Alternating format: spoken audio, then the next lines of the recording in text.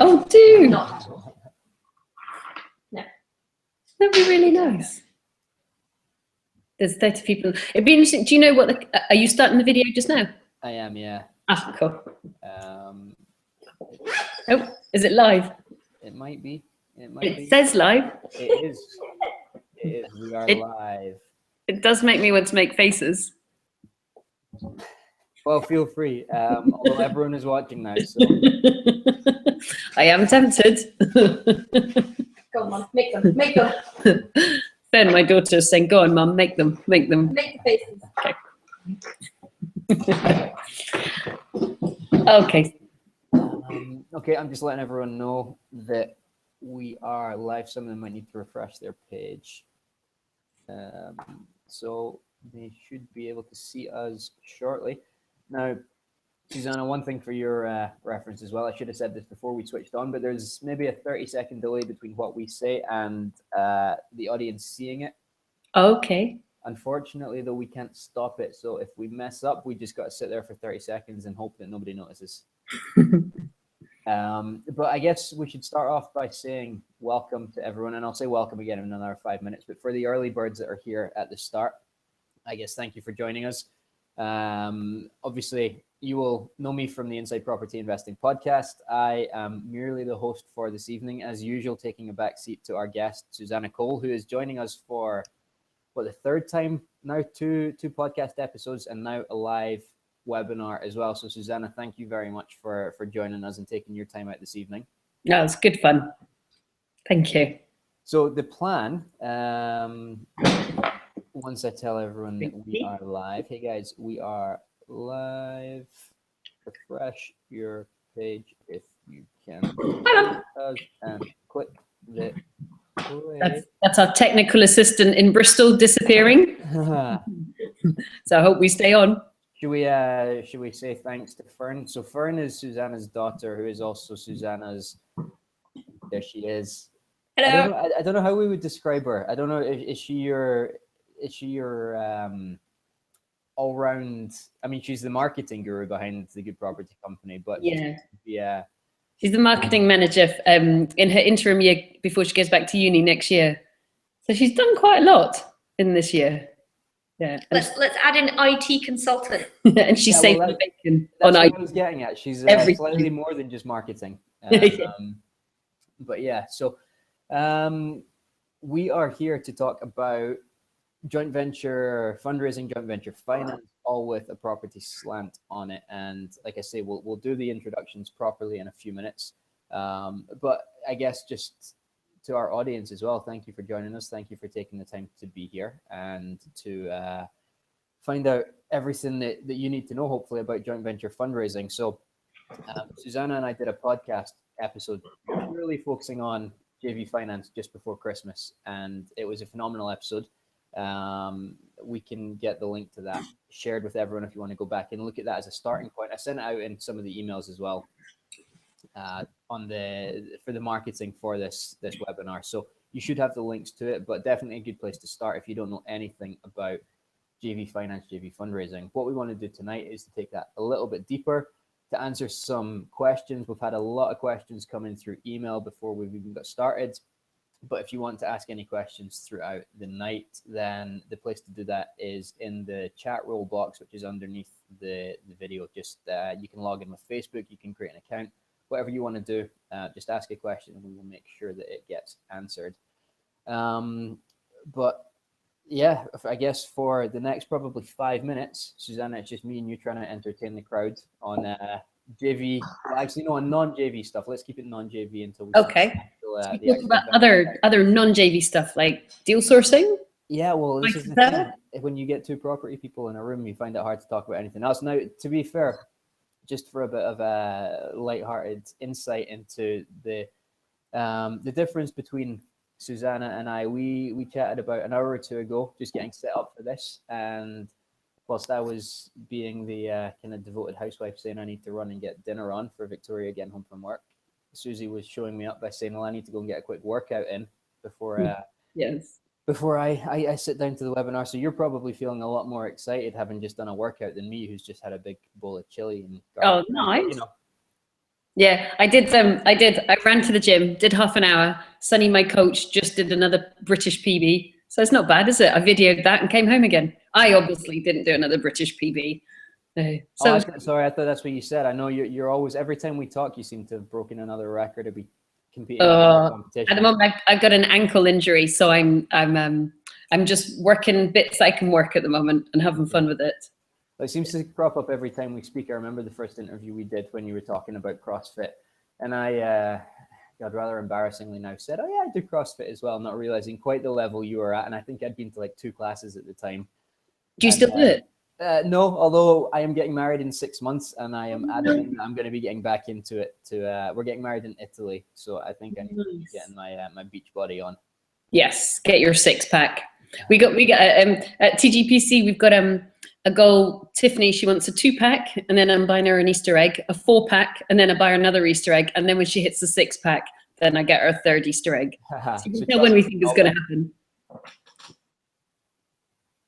So yeah, we could have a chat about other bits and pieces until everybody joins us, if you like, about deal sourcing.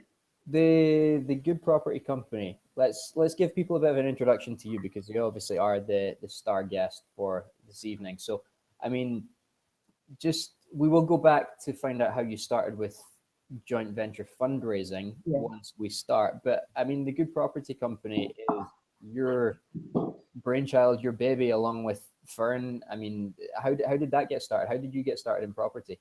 Well, after it doesn't take long to buy property. Well, because it's, you know, big chunks of assets, really, isn't it? So I did that, and then was really fortunate. I love your Lion King cut there. Yeah, this is my memento from New York last year. It was a great show, and it just I don't know why, I just hung on to it. I thought, if I'm paying for it, I'm keeping it, and it just stuck with me. Definitely. But yeah, I jumped out, and then was working in property kind of full time, and it's kind of organic. You know, just sort of thought, well, what am I going to do now? And one of my friends said, well, you like investors, you like property, so put them together. And I was like, I can't run a deal sourcing company. Yeah. Like, they don't really have a really great reputation, and I don't really want to be around a poor reputation. And he was like, well, just run a good one. So, all right. So we did. So we have 2 weeks to go, well, 1.5 weeks to go until we are 5 years old officially. So although I think the company was registered a little bit earlier, I didn't actually start activity until the 3rd week in January. And that will be our 5th anniversary. And we are 4 deals away from hitting deal 200. And Ash is like playing it cool. He's playing it chilled. He's like, yeah, I'll hit it. And I'm like, come on. So we need to bring 4 deals in the next 2 weeks. And I know he's got a block of flats like up his sleeve somewhere, but he hasn't got them yet. So yeah, he's got 2 weeks to bring 4 deals to hit deal 200 on our 5th anniversary.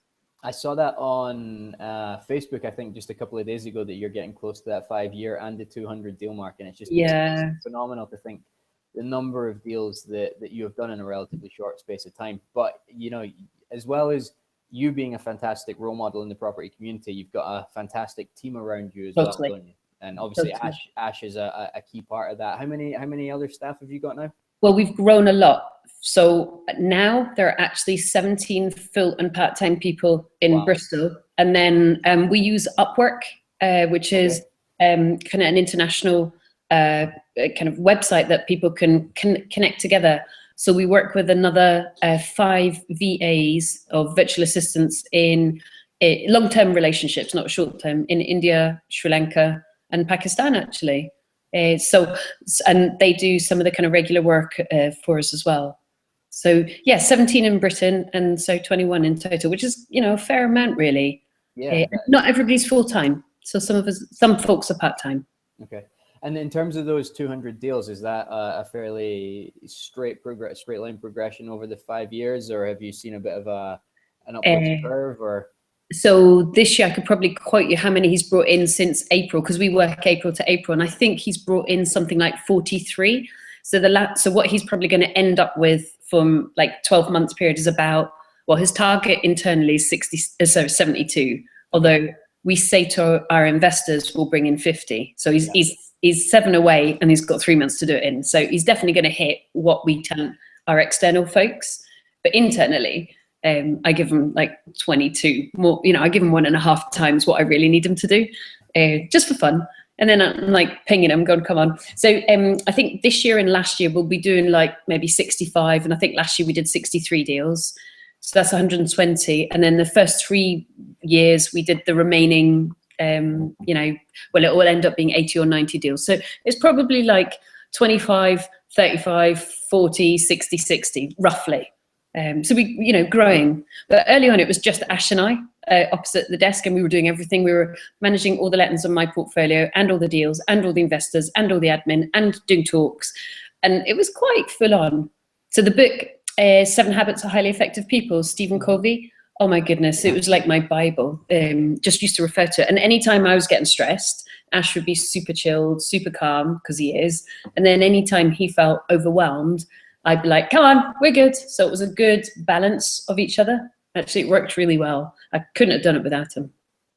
Yeah, well, I mean, that's a pretty good review. And I know that you'd say the same thing to his face. He is a very well regarded member of your team. And yeah, it's great to see that. And it's something that, you know, I suppose it's whether they are an employee or a joint venture partner or whatever, the relationship side of things is so important. A lot of people say the property industry is quite a lonely place to be, and it can be for sure, but surrounding yourself with people like that must make it so much easier. And so much more fun. I mean, you know, we have like any relationship, because we'll be almost 5 years working together now. So that's like the next big thing, 3 months after our 5th anniversary, because he joined after 3 months. You know, we've never had a dispute ever, because he just kind of goes quiet and tactful and waits for my storm to pass, you know. But, you know, we've had like times where we've been stretched. Do you know what I mean? Where we need to get to where we need to get to. And so we're stretching our work, and it's like, but it's really nice to be able to keep the trust in that 5-year working relationship. I mean, hopefully we got another, well, loads of years. I'll be babysitting his kids soon, which would be great fun. But yeah, my team are really good, and we're very straight speaking with each other, and we've very got each other's back. Like Fern today coming in and just making sure I didn't fail on the IT. You know, we do have each other's back. But they all tell me to my face what they think as well. So that, you know, although I'm technically the leader, absolutely they've got a massive say, and they'll be really upfront with me, which is good, really good. For sure. You raised an interesting point there, though, and I'm very aware that unlike most of our chats, I'm behind the camera rather than behind the microphone, so I need to make sure that this doesn't turn into an interview. But you mentioned about the longevity of the Good Property Company as well, and you see yourself doing it for many years to come.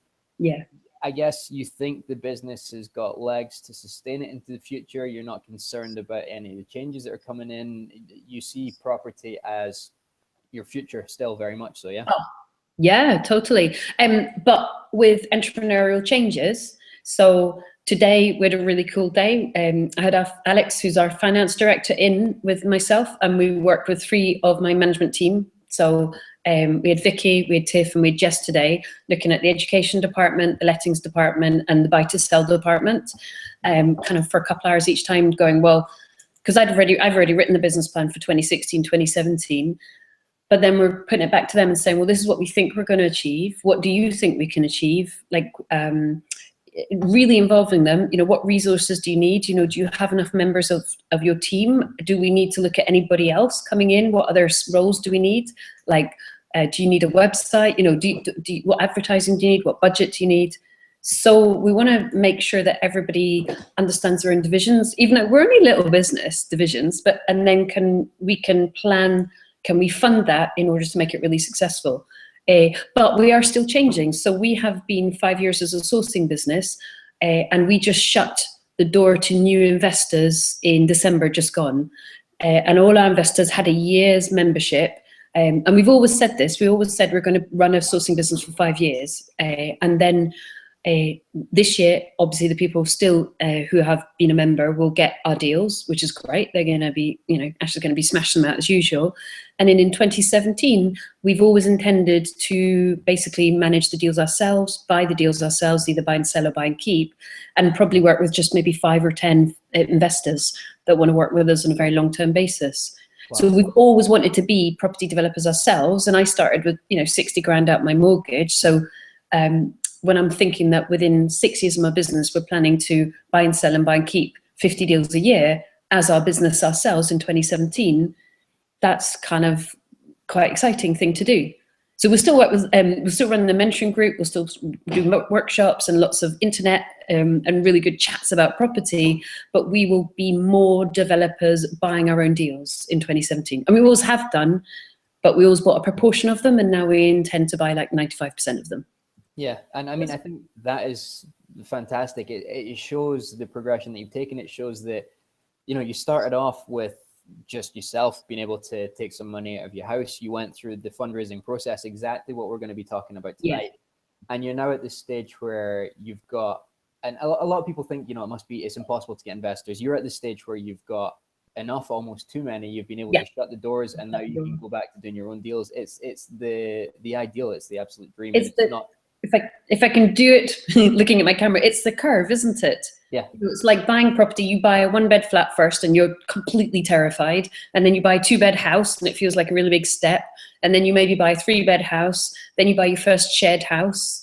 And then you buy your first block of flats, which for some folks listening or watching might be thinking, you're joking, I'm never buying my first block of flats. Well, we've done quite a few of them now. And then, of course, you build your first house, which we're doing at the moment. And you divide your first house into flats, which we've done. Get your first set of planning permissions, and it's just like step all the way, isn't it?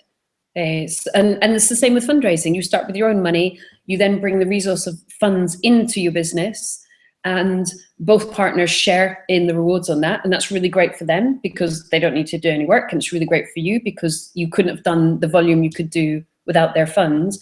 And you're developing your capacity and your skills within the business the whole time. Because most of my guys are quite young, you know, they come to me early and we grow together.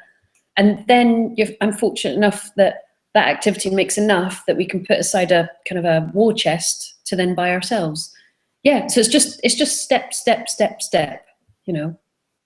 Well, I mean, this is exactly what we're here to talk about tonight. And given that we are kind of 15 minutes past 7 o'clock already, why don't we kick things off officially? Okay. Cool. Official. yeah, get your game face on. So I can't be serious with you, Susannah. I don't know what it is. I just know you've got that Scottish blood inside you, just up to cause trouble. I know. Anyway, okay. Okay. Property investors, property insiders, property joint venture fundraisers, welcome to this webinar. It is going to be a very informal affair, as I am sure you can already tell partly. We are going to be hopefully having a lot of interaction with the audience. But what we really want to cover tonight is answering your questions, and we'll do a bit of an introduction to what joint venture fundraising is, just so everyone's on the same page. But then we'll focus on specific questions and case studies of things that you're dealing with, maybe problems that you're facing, or just general questions that you have about how you can either get started raising joint venture finance or how you can take it to the next level, like Susannah was just talking about, where, you know, it becomes a huge part of your business and allows you to go on to do a whole host of different things.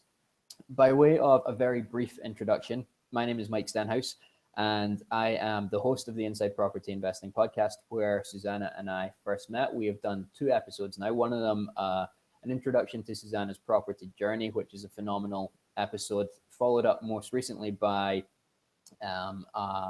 episode purely focusing on this very topic, where we talk about some of the deals that Susannah's done, how she got started, and that's a great place to go and listen and learn more about the basics of joint venture fundraising if it's something that you think would be a good addition to your portfolio. Now, as the fortunate host of the podcast, I get to meet some great people like Susannah, and thankfully she has agreed to come along this evening and give us her input. Now, Susannah, without going too much into the joint venture side of things, maybe let's get started. Give us a very brief introduction to who you are, what makes you tick, and you know, why you're here tonight. Tea. So I started in property 7 years ago now. A complete beginner. I'd spent a year reading and kind of thinking this stuff doesn't happen. You know, the way that maybe some people are feeling tonight, like, nah, you know. And then I started going to property events, and some of you who are early, you might have seen my daughter. She made sure that I was IT set up, and then she's gone off to enjoy her evening now. So I have 2 children, and I was head of household. So that was felt, without being overly dramatic, but it was relatively insecure in terms of just making sure my family was very, very safe. And so it was a very strong driver for me. So for me, property has always been about stability and security more than cash. And now, you know, quite frankly, it's taken me by surprise how the cash comes, and that's delicious. But the main aspect is really bricks and mortar security, long-term wealth rather than short-term gain, pensions, houses for both my children. That's always been my driver. So I only meant to buy £1 million portfolio. I mean, to me, that was kind of unbelievable. So I was still working full time. I took £60,000 actually out of this house here, which is very kind of it. I remortgaged it and then bought 2 properties.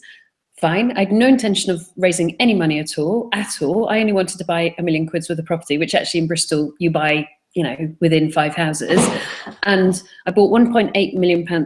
And then what happened was I started in the recession. So I've, in some ways, been fortunate to buy all the way through a recession. It means you've got to have quite a lot of courage because all the indicators are against you. But I was in a very low interest environment, a very stable environment, although we didn't know that at the time. So I was really lucky. And of course, people weren't, you know, going crazy for houses. But it was just after the bubble burst, and so they stopped the 6-month rule. So they introduced, the 6-month rule. 6-month rule meaning on normal buy-to-let mortgages, you can't refinance within 6 months. And I just wasn't having that. You know, that was just not okay with me, that I could, with my 60 grand, I could buy 2 houses every 6 months.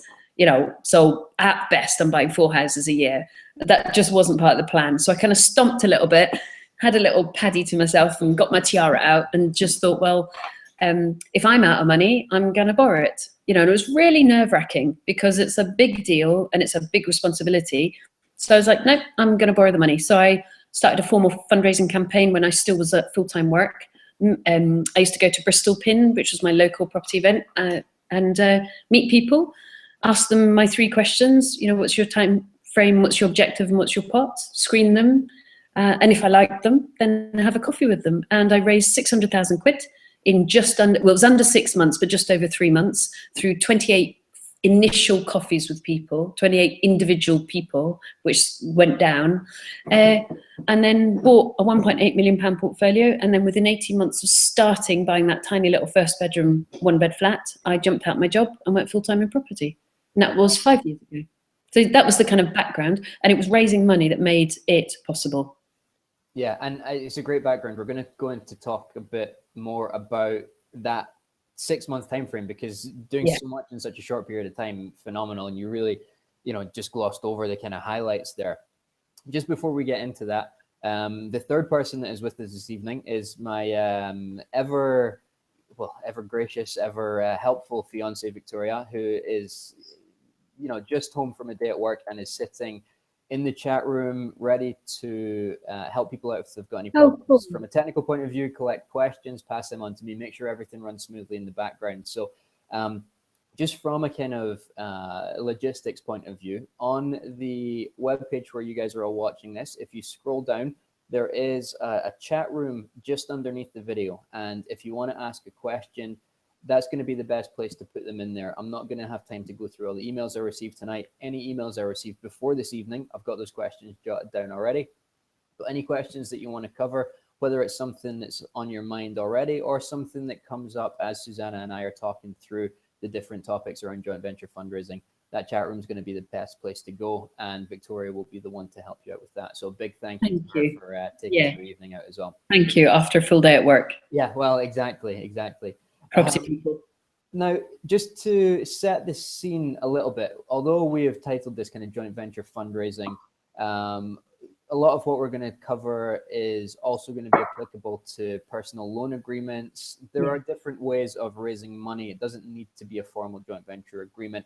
It always helps to have some formality in place to protect yourself and to protect where the money is coming from.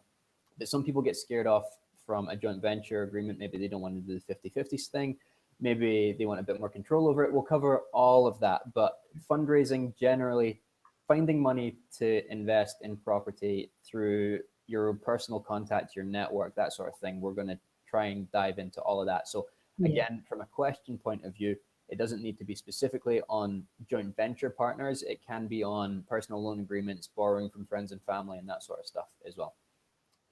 Now, in the interest of giving us a good introduction, Susannah, you kind of gave us about the first 6 months, and I think that is fantastic. I'm going to ask you a lot of questions from a personal point of view about that.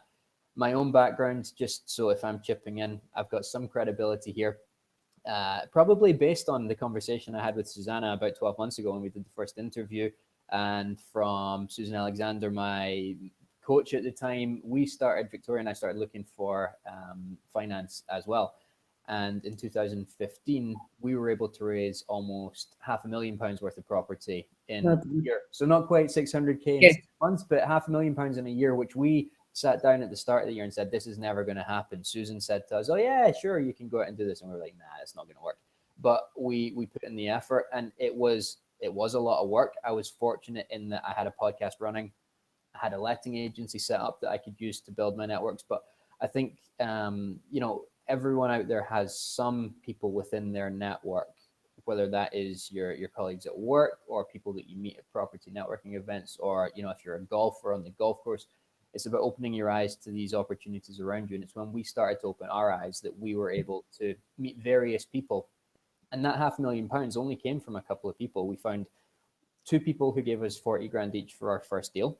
One of them has then gone on to invest another £300,000 with us in a joint venture on a 12-bed HMO, which we should be completing on this week, which is fantastic. And then family contributed about 100 grand to that as well, which was great. So it doesn't take a lot of people. It doesn't take a lot of contacts. You said, 28 coffees, Susannah, over the course 28 first coffees. Yeah. The average statistic is, after you've screened them, 1 in 2 will say yes and 1 in 2 will say no. So I think I ended up with about 14 or so investors. But again, like you, it doesn't take long and it doesn't take much. And that ranged from 3 grand up to 167,500. But I think you've just proven your best investor is your current investor, isn't it? Absolutely. Yeah. I think, that was great that we were able to prove it with him on one deal. And then because of that relationship that we'd built over, the 9 months or so that we were working together, he had the faith to launch into something much bigger with us. But let's start right back at the basics. I mentioned that this isn't just about joint ventures, the personal loan agreements as well. Give me an overview of the different types of money that you can raise from a kind of alternative, a personal network point of view. Sure. So to me, there are kind of 2 different types. And just to be a complete geek, I'm not a lawyer. I can't give you legal advice. This is just my experience rather than, and I would definitely. Flashing up on the screen here. Yeah, large. Whoa. But actually, you need a lawyer. You need a commercial lawyer. So you need your conveyancing lawyer, who is your property lawyer, but you actually need a separate lawyer, commercial lawyer, to be able to draw up your legal agreements. I mean, we've got legal agreements that folks can use as a basis, but you always want to make sure that's tailored to your own needs. And also, it's just very sensible to also ask your investors to seek legal advice as well and put that in writing, because again, they need a lawyer too, just to make sure this is completely tied up correctly for them and for you. And so really, for me, there was 2. There was the, would you be so kind as to lend me money directly on a certain interest rate? Or if you qualify for 13.3, which started, I think it was 1st of January, wasn't it, 2014, then would you be so kind as to take part in a joint venture, whereby we usually do it that they own the property, not us, so it feels a lot safer for them. Therefore, they're putting their funds directly, if they're going to use bridging or a mortgage company, into the funds, and so into the property, so we don't touch any deposits. And then we do all the work. So the only money we take of theirs is the renovation cost. And then when it's sold, we do 50-50 split on profit. So basically our JV partners don't do any work at all, and they have the security of the house, and we do the work, and it's a 50-50. So kind of 2 simple things. Either could you lend me money direct, and you are completely, pinned to the wall for it, whether the project goes well or the project goes badly. So your risk is increased, but you will probably get more reward. But bear in mind your risk is increased because your investor doesn't care whether you're, well, I mean, if they're kind, they care, but it's none of their business whether your project went well or badly. You have to pay the money back at the date agreed with the interest, or the joint venture. And there, if you think about the kind of the risk being on the cup or the joint venture project, the risk is not on your shoulders, the risk then becomes onto the project. So your risk is decreased slightly personally, financially, but your reward is slightly cut. But if that joint venture didn't go well, obviously your risk is increased on a reputation basis. So, you've got to weigh this up. And I started off by borrowing money directly, and then I moved to doing a bit of both, but primarily doing buy to sell with people, which is joint ventures. And I think it was because of, sorry. Sorry. No, I was going to ask, I think you're going to answer the question, but was there a reason it started off that way with the loan agreements first and then the JV deals? Yeah. Foolishness on my part, I would say. I was so, do you remember when I was chatting before saying for me the real driver is security, my family, pensions, safety, all of that stuff. So I had a real kind of drive to own bricks and mortar. For me, that represents, not the deal, the deal that was being bought and sold, of course, is just the deal that's being bought and sold. I had a real drive to want to own a number of houses that were planted, solid. So as a result, I offered in the early days, it was 12% interest. That's huge. If you do the maths on 600,000 quid, that is 72 grand interest in the first year. Mm-hmm. And as a growing business, boy, do you have to take account of that. Do you have to watch your cash flow very, very carefully? Whereas if perhaps I'd been a little bit less focused on owning bricks and mortar myself, I might have done a lot more buy to sell, built a cash pile myself, and then popped it into property. But I just had the need to own property. I just really did. So there's no right or wrong. But my way probably cost me a bit more in interest than a more measured, less emotional drive to own property. Yeah, no, I can understand that, and I can understand why you think it wasn't necessarily the best way to do it. Have you ever sat down, I'm just thinking out loud here, have you ever sat down and said, okay, if I did this as a 50-50 versus giving someone 12%, which way you would have made more money at the end of the day? Is it a close call, or does one far outweigh the other? It depends whether you look at it in 2D or 3D. So if you look at it in just 2D and go 50-50 versus 12%, then if you can get your buy to sell project done fast, so if we go back and do maths for a moment, we're looking at buy to sell project with a markup. I did a workshop yesterday and one of my really cool delegates went, Suze, that's not margin, it's markup. So I learned something yesterday, which was great. So if you're going to do a buy to sell project with a 20% markup, which is what I want you to do, and you can turn that buy to sell project around in 6 months, then you are going to earn more if you can borrow the money at a fairly sizable percentage, and then really spin that money around in 2 buy to sell projects, earning 20% markup each time. However, this is property. So whilst you aim for a 20% markup or margin, you will have delays. Your original buyer will probably drop out. There'll be some little piece of damp discovered, and you may have a couple of £1,000 extra just eating into your profit margin. So if you just do maths, then mathematically you're better off on borrowing the money, being completely fixed to the wall for it, and doing buy to sell yourself. But I like a mix of both because you can't. Well, I find it harder to scale on borrowing money directly, because also I get worried once I get to a certain level of private investment that I'm personally responsible for. I think it's irresponsible to go any further unless you are darn sure that all your assets, if collapsed, can pay that back with no worries. So I could have kept going because I've got the experience and skills and network to continue to fundraise, and I could have fundraised millions. Yeah. But I don't think that would have been responsible. I wanted to see it flow through. So even so that I was completely sure the system worked, as well as my investors. Because I think therein lies, great to fundraise millions, but what if the market suddenly changed? If you're just borrowing yourself, you're completely pinned to the wall no matter what happens. So I like the 3D approach, which says, can we pull risk into this as well? And say, let's do joint ventures where the risk is on the property. You fully appraise your partner of, property. Things will go wrong. Let's talk about all the things that could go wrong, as well as let me just try and make a few quid extra by borrowing straight cash. So I like a mix because I think it allows you to flow the money through, turn the projects around, prove on the JV side, and also can I repay everything and can I sleep at night? You know, if I'd borrowed 5 million quid, I would not have been able to sleep privately. But by borrowing, you know, 750, which I comfortably did quite regularly in total, I was comfortable to sleep because my assets far outweigh that in terms of the equity. So easily on a fast sale, that could have been paid back. Yeah, and that's a great point. And actually, that's something that I'm going to want to come back to, the ethics around joint venture or, you know, fundraising generally. Now, before we get onto those sorts of questions, we've had a lot of stuff come in on rate of returns, which we will cover. But cool. Before we do that, just one question on what we were talking about specifically there from Daniel.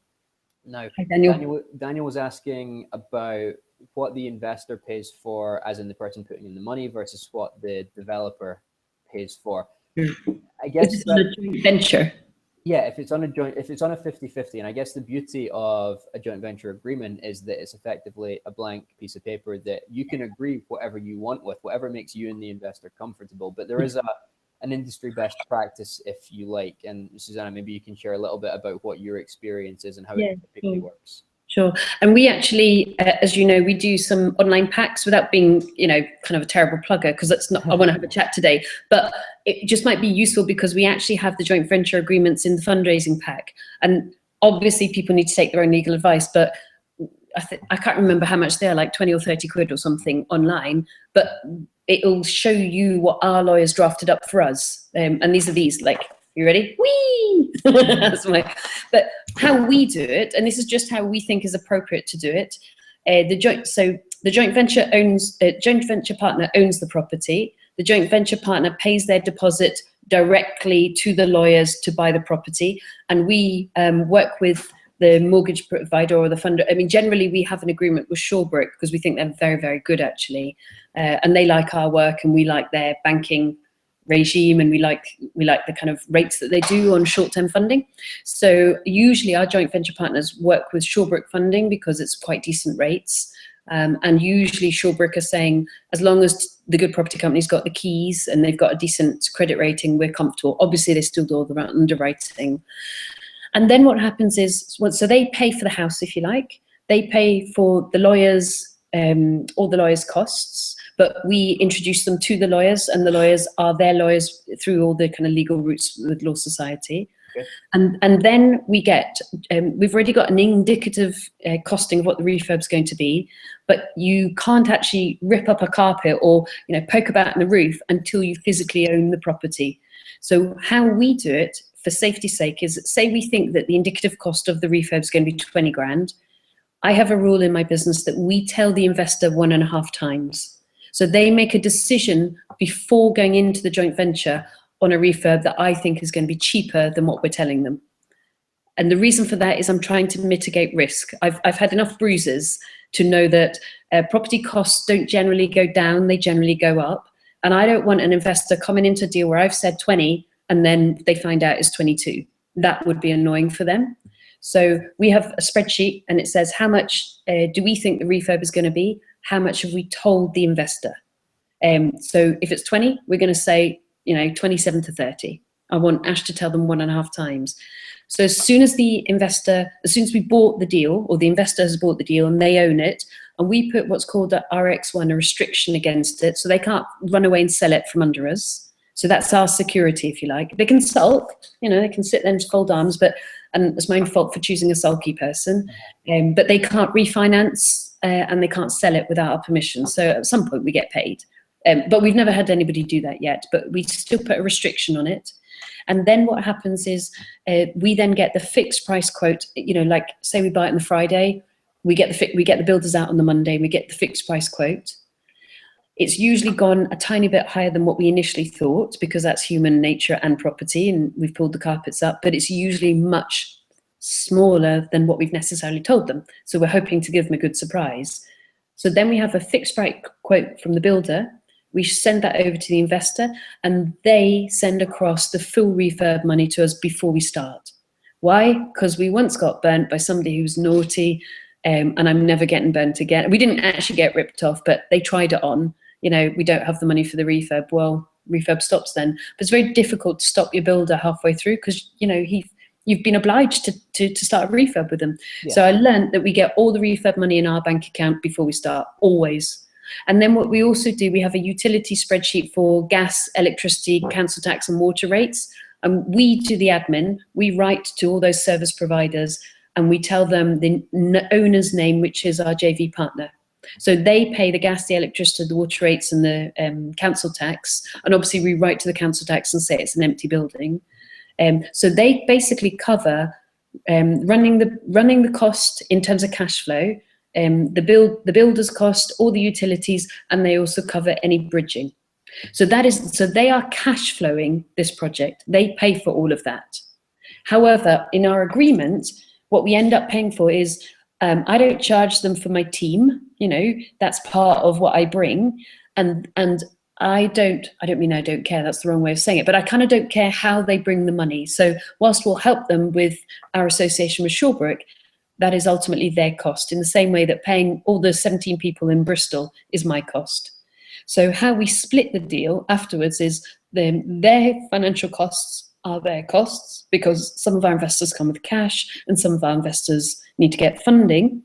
So it's all the same to us, that's their cost. And then all the other costs, such as the legal costs, the gas, the electricity, the council, the water rates, and obviously the refurb, and then the selling costs again, the estate agency fee and the legal costs, those are split 50-50. Okay. So my team costs are my costs, their finance costs are their costs, and everything else is a cost of the project. But they do all the paying and all the cash flow, and we do all the managing. And it takes a lot of managing. Yeah, no, I can imagine. And I mean, I guess part of me is curious because you've said you've changed things along the way because of bruises and, you know, you've learned from your mistakes. Yeah. But for people who are just getting started out, it sounds as though the setup you have is you know, it's a very well-oiled machine. You've been through it almost 200 times, as we were chatting about before we got started. But you've got credibility, a lot of credibility behind you. You've got a lot of awareness in the industry.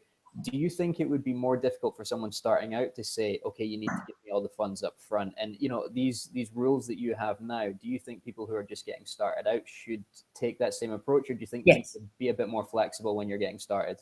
No, don't, because it sounds awful because I'm being a right little we actually have a sourcing agreement. So we've got joint venture, and if people running sourcing companies, that's on our website, because I quite like sharing resources as well. But no, I actually think take our experience, because we're not trying to be unfair to people at all. We're trying to be really fair.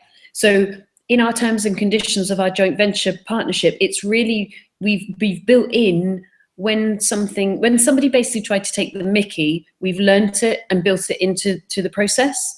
So I think if you don't do that kind of process, you're really being unfair to your own time, your own abilities and your own skills, even as they develop. And you need to value those skills, abilities to source, because really you're sourcing the deal, you're running the deal, you're sourcing the relationship with the builders, you've got the vision, you've got the relationship with the estate agents, and it's a huge amount of work. I mean, don't underestimate it at all. So I don't think that because we've got a wee bit of clout now, we can sort of, you know, shove anybody. That's not right. I think this is a genuinely, totally fair agreement myself. So I would say start with the same boundaries that we've got. Don't start low and work your way up. And it helps you practice those boundaries. I mean, I tell you, the first time I had an investor, we used to run investor meetings every 2 weeks last year. But the first time I had an investor meeting, it was around this kitchen table, and I was terrified. But you soon learn to grow into your role. So if you start with, basically you shortcut your experience by going, well, do you know what, I'm going to do the same agreement that Suze does, then you find yourself saying the words and thinking, will they really sort of believe me? And do they really think I mean this? But, you practice it 2 or 3 times, you grow into that role. And I think that's really helpful to people. So I don't think you should shortchange yourself just because you're starting out. Not at all. Okay. No, I mean, it's great advice. And I think sometimes... Sorry. Sometimes you can think, okay, I want to get started, so I am going to make exceptions. And I'll put my hand up and say, Susannah, you're going to shout at me for this, I know, but when we got started out, almost to prove that Yes. Raising joint venture finance wasn't easy. This was something that Susan told us to do, go and raise joint venture finance. I was like, Susan, that's never going to work. So I sent out an email to some of our clients from the letting agency and said, found a great deal. If anyone wants to invest in it, we're going to give a 15% return. You said 12 was bad. We started at 15. And, you know, we stuck by it. And boy, do I live to regret. Well, not live to regret it, because it proved to me that you could do it. It was a high figure. But I guess, you know, we've been there. We have made those mistakes and learned from them. So it's not so, I mean, yeah, by all means, you will get money if you go out and offer people 15%, but you don't need to. I guess it's about having faith in yourself and your skills and your ability. But did you also notice that even though we've become quite well known, I said last year we ran investor days every 2 weeks. Yeah. And the reason for that is not so much that we desperately needed investors, and actually we've now shut the group to new investors. It was more that we wanted high quality investors. We wanted the pick of people. So we didn't want the two investor types I think you've got to avoid, the prima donna and the non-committal. And if you have too small a group, you're going to have a couple of prima donnas and they're going to be like, you know, how high are you going to jump for me? And that is a very and I've been there in the early days. It's a very painful situation to be in, which is why we always ran so many investor days, to meet people. Obviously they came onto our mentoring group as well, but to meet people and to really choose really amazing people to work with. And as a result of doing so many meetings with people in a group, I moved from doing that early on, where I offered a fairly high rate of return. So I did 12%, and then the following year it was 10%, then 8%, then 6%. And I'm now down at 4 and 5% with anybody who's remaining. Now, how nice is that? Wow. And actually, having brought in a whole bunch of people that I've met and worked with over the piece, I then shifted to a very different model. And this was obviously when we had quite a lot of people to work with us who really trusted us. So I was like, well, I only want to raise 10, 20 or 30,000 quid from any one person. And we'll pay 5% and we'll give a very short period of return, so 28 days, which is not what you should do at the beginning because property is very illiquid. But a few years in, with a large group of people I know and can pick the phone up to, then if I only want to take 10, 20 or 30,000 quid, if somebody wants their money back, I can give them 28 days notice, because obviously they need their money to buy deals from us. And actually, I'm not going to sweat if I have to give 10, 20 or 30,000 quid back, because I either have it from cash flow or I pass the baton on, and that's not a sum that you can sweat over. So I think early on, you probably get larger lump sums at high rate of return and kind of go, oh my words, like we both did.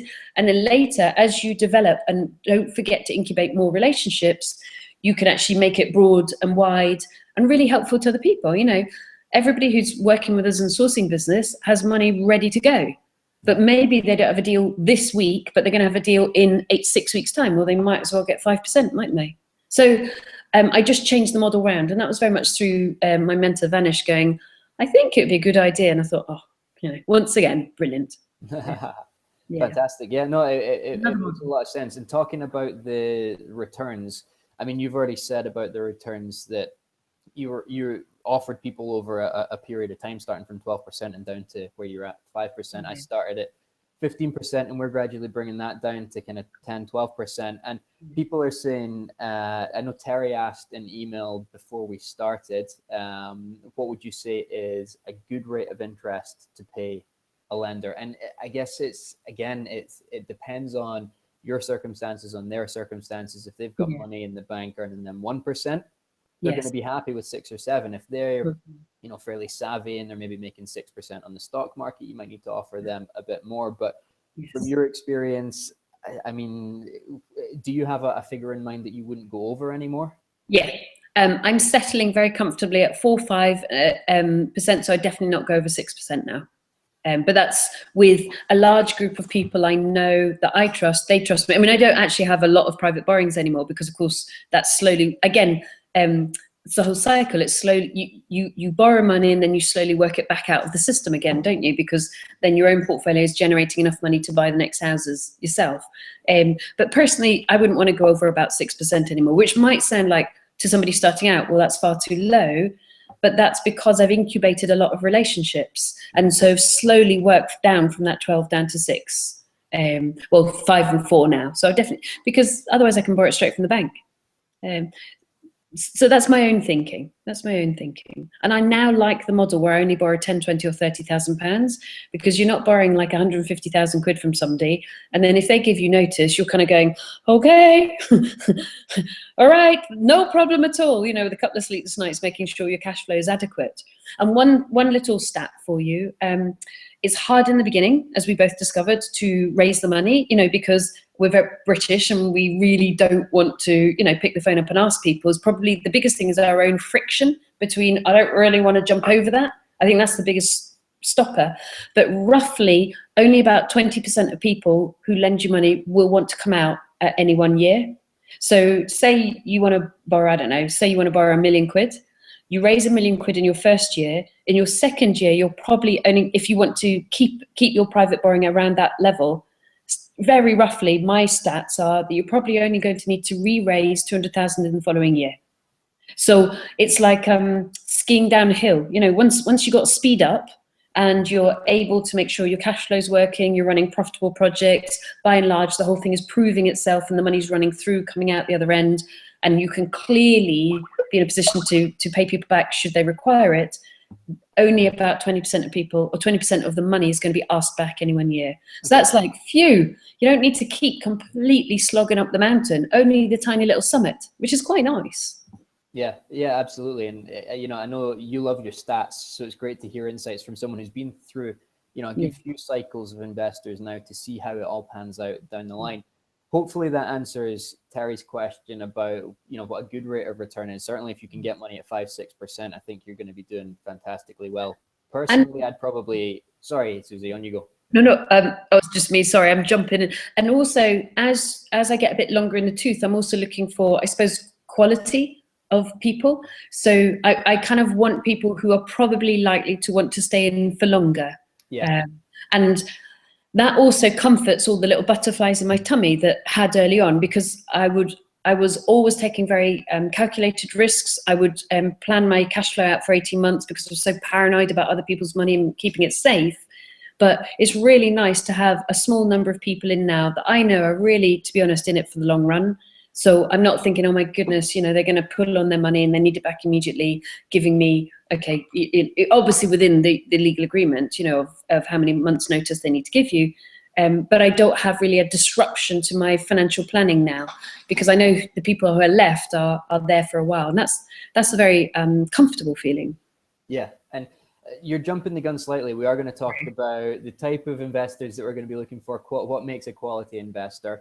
But Andrew asked about, and this is tied into Terry's question and tied into what we were just talking about, but he was a bit more specific. What rate of return would you need to deliver back to your partners when you're first starting out? And I think we've covered that element of it as well. So where Susie's at the position now where 4 or 5%, maybe up to 6 is great, and I'd probably be comfortable, I'll probably double that, just because I want to get the deals done. And okay, I don't but have not a team 12. around me. You wouldn't want to be doing 12, would you? No, no. If you're going to shout, no. 12% is no good. No, under 10. Yeah, when, you know, Andrew, if you're just getting started out and you've got a deal and, you know, you think, well, I've done the figures and it makes sense at 10%. Yes, people are borrowing money at less than that, but if the deal makes sense for you, it gets a project under your belt. I don't necessarily think there's anything wrong with starting off with a higher percentage to give you experience and credibility so that you can do as Susie's done and work that figure down. But do your figures, you know, make sure the refurб's 1.5 times, make sure you're going to sell it for much less than you really think, you know, make sure the whole thing works on the complete worst case scenario, definitely, and then project out cash flow just to keep you sleeping at night that you can definitely return the money in time. Yeah, definitely. Yeah, okay.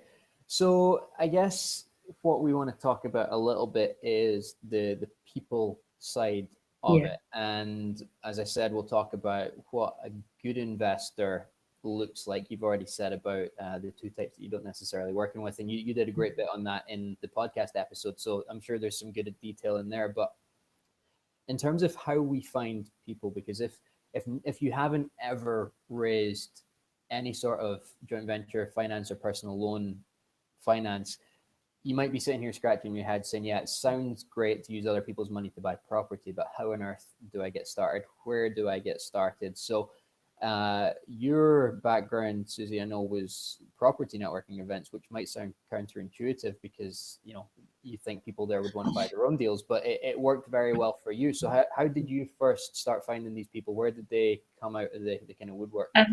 Well, let me go back and give you another little geeky stat. So we actually ran a workshop yesterday on buy to sell. We had a young lad who was wanting to raise money. And I kept saying to everybody, guys, you've got to swap business cards with each other, because we don't promise the earth. We always say it's going to be really hard. So we tend to get a really good quality room because we're not promising them, you know, the rainbow, the pot of the gold under the rainbow. And this guy couldn't quite get, like, well, why would anybody have money be here? You know, because this is all about property. And he was really cool. So he went, okay, straw poll, tell me. You know, so here, how many people have got money to invest? And it was just under half the room. Wow. You know, and I was kind of kidding with him, going, and yeah, there's a few people that probably won't want to say because they want to keep it private. For sure, so yeah.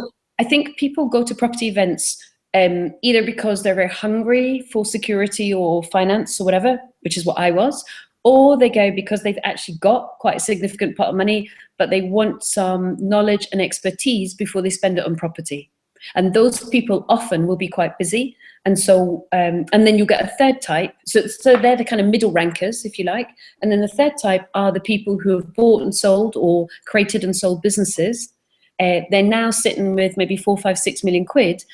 They know property's got to be one of the arms of their investment. And they're actively looking for people to deliver that for them, because there's absolutely no way they need to go back into the trenches because they've done that. So you're going to find all three types of people at a property event. Yeah, I'm smiling partially because I took my investor, and I'm not suggesting this is great advice, but he's keen to learn more about property, and you know, he's got his own buy-to-let portfolio and things like that. Similar to one of the three that you just mentioned, but it was a PIN event when the host asked, so who in the room has got a deal? And then asked the follow-up question, who in the room has got money? And I was just stood at the back of the room praying he didn't put his hand up, because I knew people would pounce on him, like, that's my investor, get off him. But yes, thankfully he didn't. He sat on his hands. He did a good job. But yeah, no, it is. Were you at the back of the room? I was at the back of the room, yeah. Right. So often, if you think about human psychology, and people with a lot to prove need to kind of go, yay, look at me, you know, and because they've got something to prove. Often, not always, but often the most affluent investors are very, very quiet in a meeting. Because if you think about old money and new money, they don't have anything to prove. You know, they don't need a job. They don't need to gain anything from this interaction. They're just looking at the landscape. So they often will be dressed quite calmly. They will very often be at the back of the room, or they'll often just kind of go, so I'll do it with my phone. Here's my business card, call me. Yeah. And if you miss that, you've missed an amazing investor. Yeah, and I think that's a good tip as well. Not obviously we can't all be stood at the back of the room. That kind of defeats the point. But if you're at the back of the room, you get a great view of what's going on, and you can see who's putting their hands up, who's asking the questions. You can get a much better feel than it's great to be at the front of the room to show that you're keen and make a good impression with whoever's speaking. It's great from a speaker's point of view to see people engaged on that front row. But if you've been a few times and you know what you're looking for, you can get a lot of perception from the rear. So good place to hang out. And so I just asked, when I went to property events, I just asked, well, I had a brochure, you know, a bit like this, which is my original brochure. So I'd stand up like mortified, you know, in that service provider, the 20-second break. Yep. Absolutely terrified, you know, for the, you know, like the 10 minutes beforehand, you'd be so scared that you couldn't hear anything and you couldn't concentrate, you know, because, so don't think this was easy. And when you get nervous about doing it yourselves, just remind yourself that I found it really nerve-wracking as well. And I just had created like a 4-page brochure. It was quite professional. And I stood up and went, you know, hello, my name's Susannah. I make funds with my money and other people's money. A typical example, bought for 85,000, 7 grand refurb, revalued at 130. If you want to make money on deals like that, come and speak to me. You know, absolutely terrified. That was my second house. And I'd bought it and it had an aluminium roof, you know, because I hadn't put my head above the parapet to see it. So I just gave a very distinct example of the type of opportunity that was very clear and easy to understand. I had something nice and printed that was just a little bit more professional than perhaps the person next to me. And then I invited them to come and speak to me. And then I collected their business cards and I followed up with every single one. And that was it. I think one of the things you mentioned there that I really want to focus on, because there are a lot of people in the property education sector who almost make it sound as though it's easy. And I think, Susannah, you can tell me if I don't mean to speak on your behalf here, but certainly from my point of view is that I just like to make it very clear that this is not easy. Even standing up in a room full of people, for some people, is the most difficult thing in the world. It is not easy to go out there and find money. It's not easy to get the experience and the skills and the ability to present yourself to raise money. I mean, money is such a valuable asset. It's such a personal thing. Isn't it? I do not want anything that we say tonight to make it sound as though it is easy. It is damn hard work. But I think what we want to say is that if you're willing to put in the work and the time, it is possible. And simple. So I totally agree. It's not easy, but it's simple. So exactly where I'm sat now, you know, with those business cards, I mean, I eat quite healthy, and I would literally reward myself. One phone call, girl, one spoonful of Nutella. One phone call, one spoonful of Nutella. Honestly, because otherwise I was never going to pick the phone up. Yeah. So you know, yeah, just give yourself a reward on every phone call you make. You know, whether it's chocolate, like for the girls, or whether it's something else for the guys. You know, and actually, after a while, like you did, you proved to yourself, you realize that this thing works. And it does work. And early on, the other thing I found was I felt mentally that I was not below the people, but I was definitely asking up. You know, can I have a favor, please? Can I please borrow your money? That'd be very nice of you. But actually, what I've realized, I mean, just doing the maths on 600,000 borrowing at 12%, other people earned 72 grand that year. You know, that's a huge amount of money. So these days, I'm very conscious that it's a very, very equal relationship.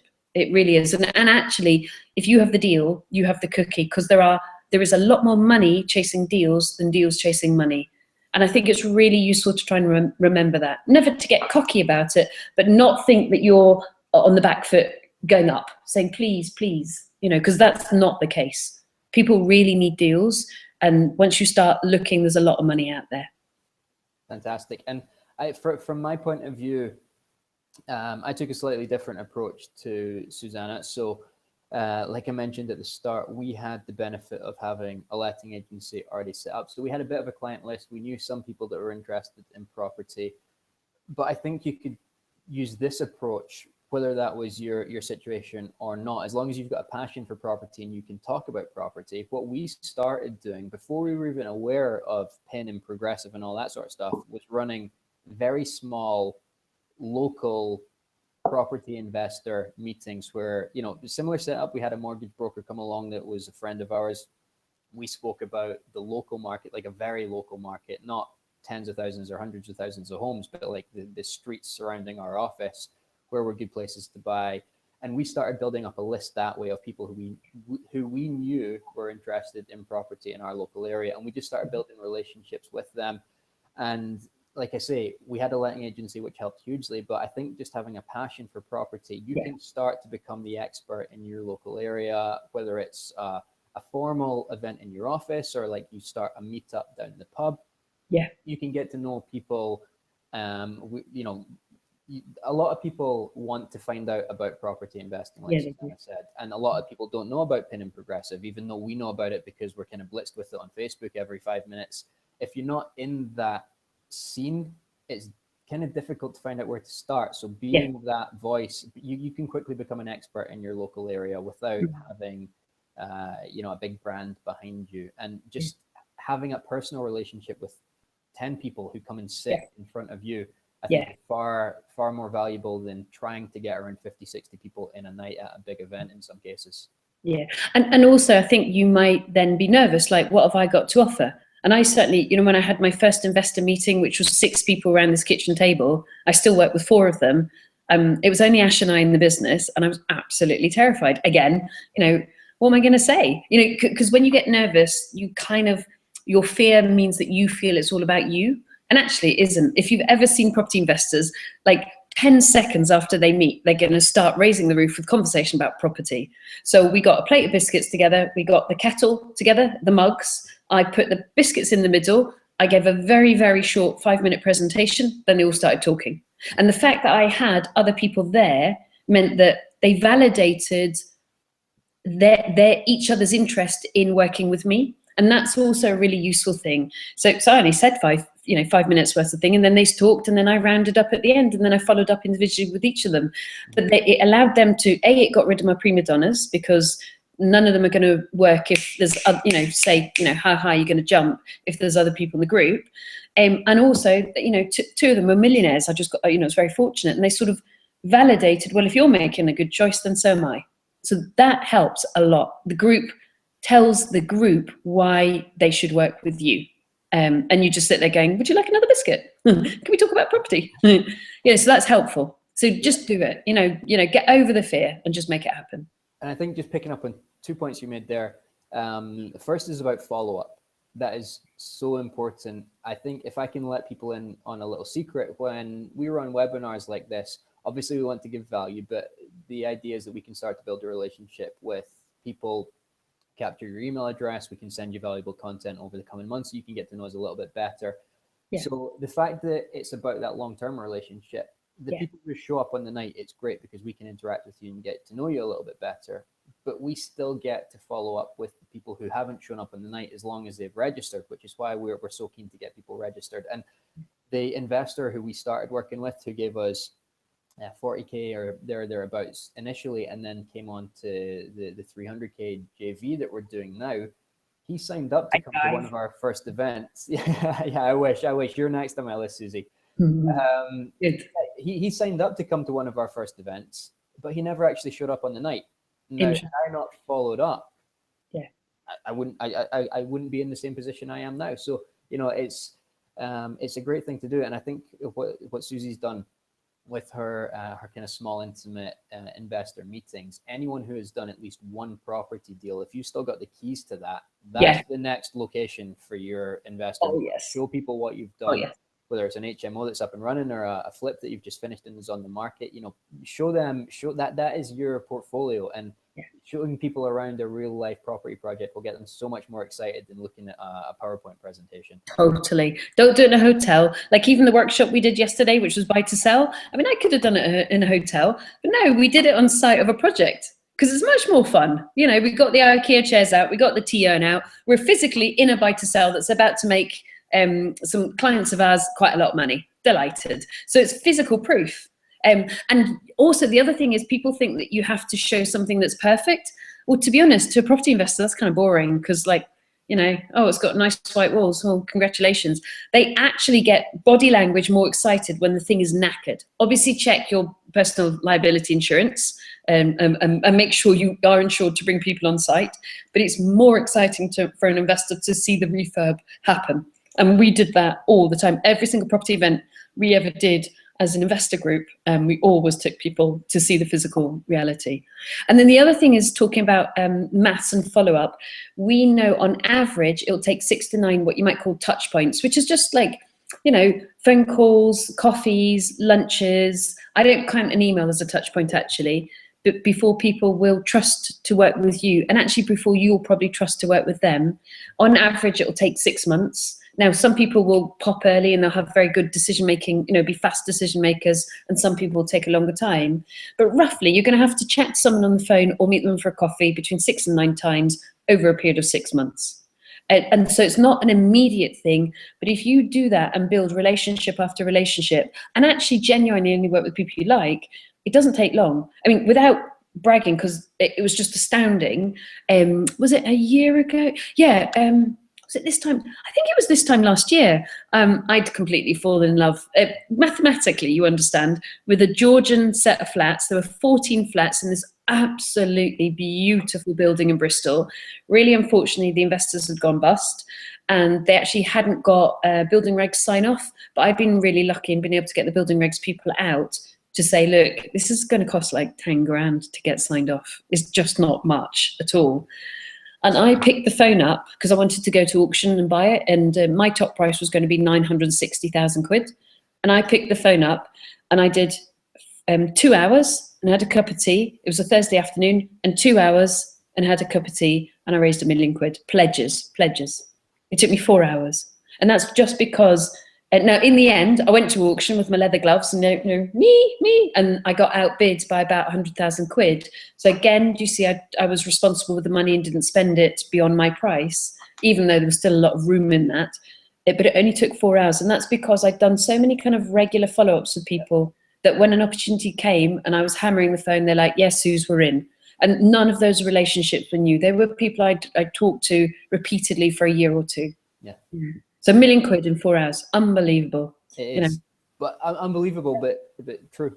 So yeah, 960,000, because that's all I wanted. Yeah, it's less good sounding though, isn't it? Yeah. No, we'll let you round up. So that kind of gives us a couple of ideas about how you can raise money, and I think the thing is, it's about finding out what sits well with your own skill set. If you're a great presenter, go and find somewhere to present. If you're better one-to-one, take people out for coffees. If you have got good relationships at your local golf course, I mean, golf courses are flush with money. Just think about your own personal circumstances and the people in your network, friends, family, write a list, figure out, because a lot of people who you think have got no money have got a lot of money. You never know until you ask them. But what about once you've started working through that and you've got people coming to you with money, I suppose there are probably people that make better investors, but what's more interesting are the people that you should avoid, I suppose. Yes. So here I would, I think we mentioned them, didn't we? The prima donnas and the non-committals. Yeah. The non-committals are harder. They're less upsetting, but they're harder because they've got the money. They talk the talk. I'm not knocking them at all. And they really want to do it. They genuinely do. And you've got an amazing deal. So they're going to make a lot of money from this deal. And something in them just stops them being able to do it. And because you don't necessarily have that thing inside your head that's going to stop you to do it, you can't, well, I certainly couldn't comprehend why they wouldn't step over the risk. Because of course there's always a small risk, isn't there? Or there's always a risk. And that's a harder person to deal with because they're never going to say, oh, by the way, I'm a non-committal, and at the last minute, I'm definitely not going to commit. So that's why sourcing companies charge a fee to join, because you bounce, it's like a tire kicker. Most of the non-committals bounce off. So if you are going to go scale, I think you need to charge a fee purely to get rid of the non-committals. Because if I said who wants a deal, everyone's going to put their hand up.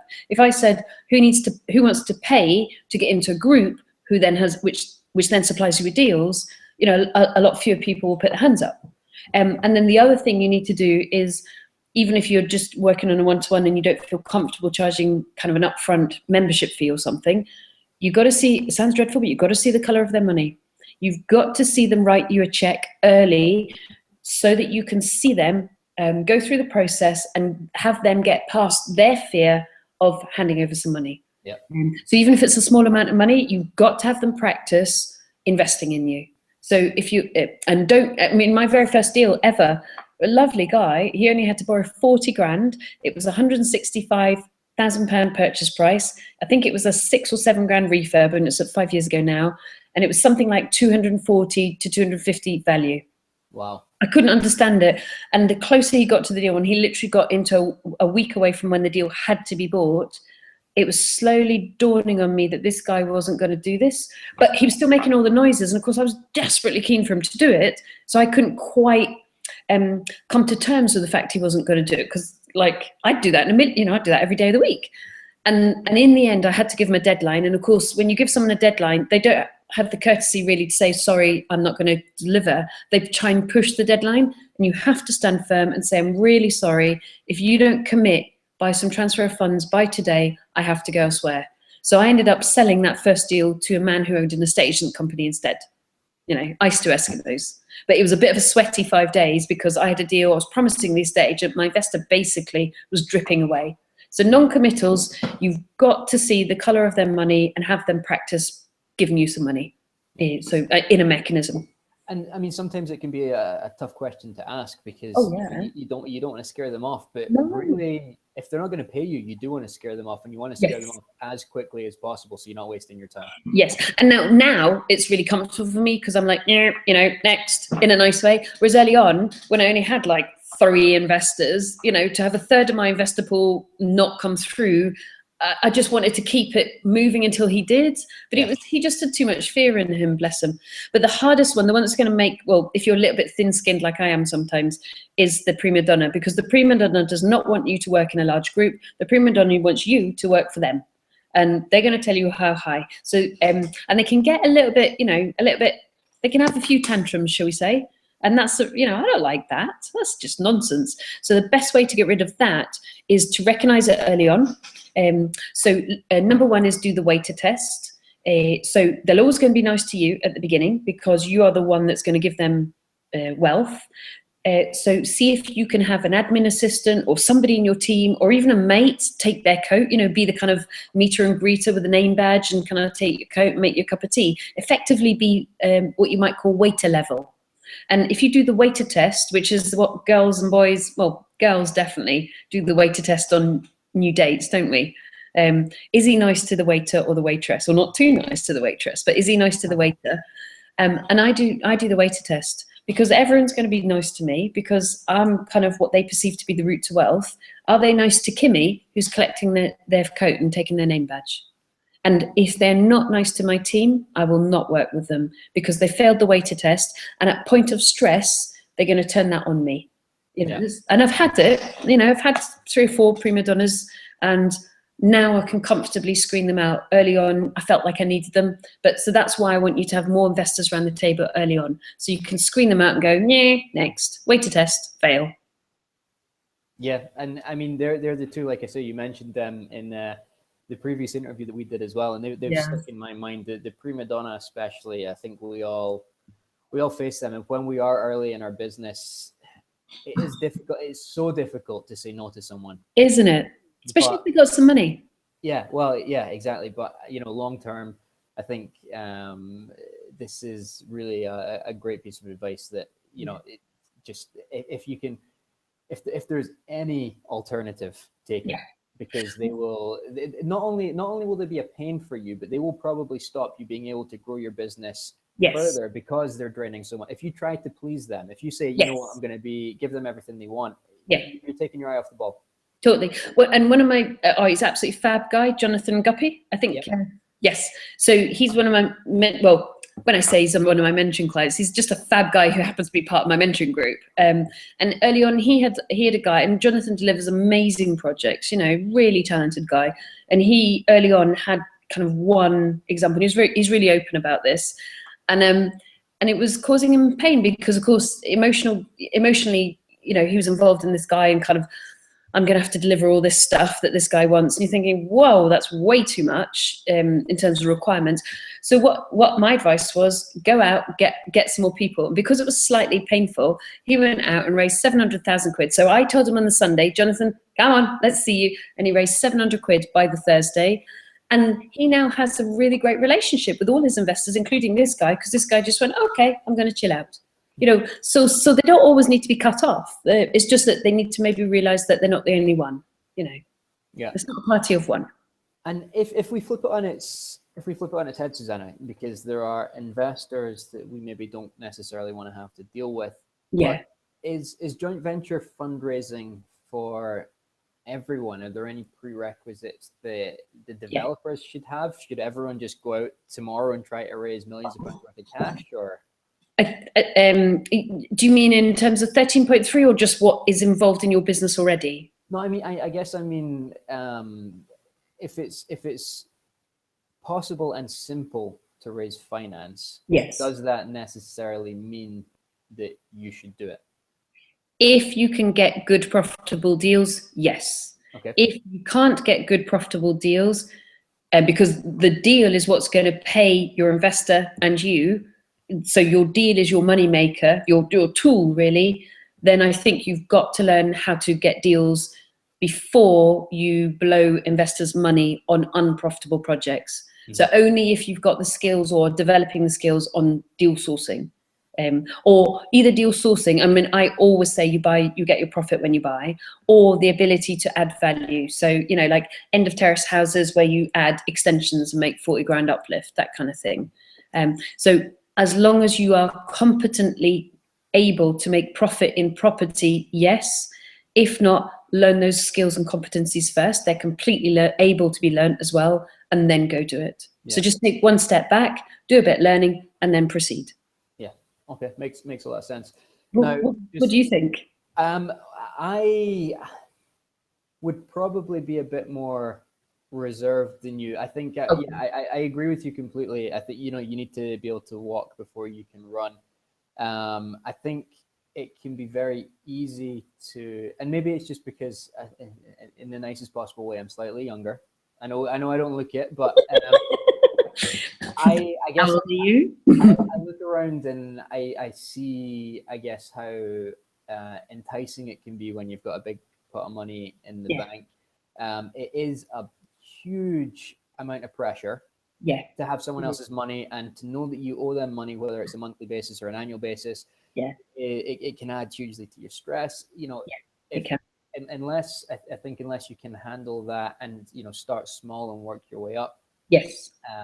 There's a lot of responsibility that comes Yeah. with it all, and it's something that you need to think long and hard about. Is this the way? Just because it's an option, because maybe maybe you're not mortgageable or whatever else. You need to think long and hard if it's the right thing for you to do. So I think you're absolutely spot on. And maybe adding to that is, number one, can you source the project that's going to make the money for both of you? And number two, have you got competency around managing a business? So, I talked about cash flow already. I used to project out cash flow for 18 months. So if you've never ran a business, perhaps you want to either do some reading or do an MBA, or more likely go in and learn how to run a business, or start a small business doing something else. So you understand sales, marketing, operations, head office, strategy, and finance. So that you kind of are able to kind of ring yourself around all those different functions and know that 1 minute you're selling, the next minute you're marketing, the next minute you're doing your financial projections. And definitely get in. I think your number one person to help is probably a very strong accountant. I mean, I spent all day today with our finance director, which is looking at next year's budget and working with the team to make sure they've got the resources that they want. But if you don't have all the skills, bring in really good skills early on so that you are able to husband those funds really safely and carefully. Yeah. Okay. Yeah. We'll still do it. Yes. It's how I went from where I was, which was just hitting the end of the month, making sure my family had everything they needed, but maybe not everything we wanted, to now. What a difference. And it only takes a few years, and money was the resource that allowed the escalation. And I think that's another good point as well. If you're desperate to make money, 5 years might seem like a long time, but if you start now, when those 5 years have passed, it is going to feel like the blink of an eye, and you will be so glad that you started when you did. I know that's such a cliche thing to say. I love my little colloquialisms or whatever. No, that's not a colloquialism. It's just a bad saying. But what's the little Chinese proverb? The best time to plant a tree was 20 years ago. The second best time is now. So, yes. And in 5 years' time, you will still be significantly younger than me. So yes. Well, yeah, unfortunately, you can't catch up with me on that. So it's always I'm not going to dive down that path. I'm not. It's risky for me. So I want to say that we've still got quite a few questions to get through, and I'm not answering some of them. If people are wondering why I'm bouncing about a little bit, I'm trying to keep some semblance of structure and order to all of this. I'm trying my best. It's not really working out, but we're getting there. But we've probably got time for a couple more kind of chunky topics as well. So if you want to know about a specific subject, feel free to get your questions in and we'll make sure that they're covered. But one thing that Marta has asked, which I think is quite an interesting question, she said that, she's been looking into this for some time. She's been able to find investors relatively simply, who are happy to do 50-50 JV splits with her. She's quite interested in almost doing the reverse of you and going back to loan agreements. Yes. Now, she's asked, how do you target people who would be happy to do a loan agreement instead of a JV? And I think that question is quite well written. How do you target people? Because different types of people will want different things. And yes, it's not about trying to force a round peg into a square hole. If somebody is only interested in doing a JV, it'll be difficult to persuade them to do. Yes. But have you seen any patterns in who's more interested in? Yes. And if that's Marta in Wales, then hello, because we Facebook chat a lot, which is really nice. And if it's not Marta in Wales, then hello anyway. No, it is Marta. So nice one. Saying hello back to you. Oh, good. Hi, Marta.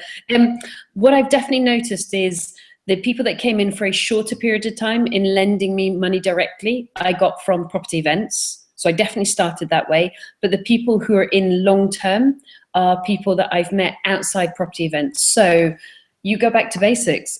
My best friend was the first person who kind of had to lend me money, and he's still in. And, you know, it's great. I mean, he's earned a lot of money from me, and I'm really pleased. And he's been amazing for me.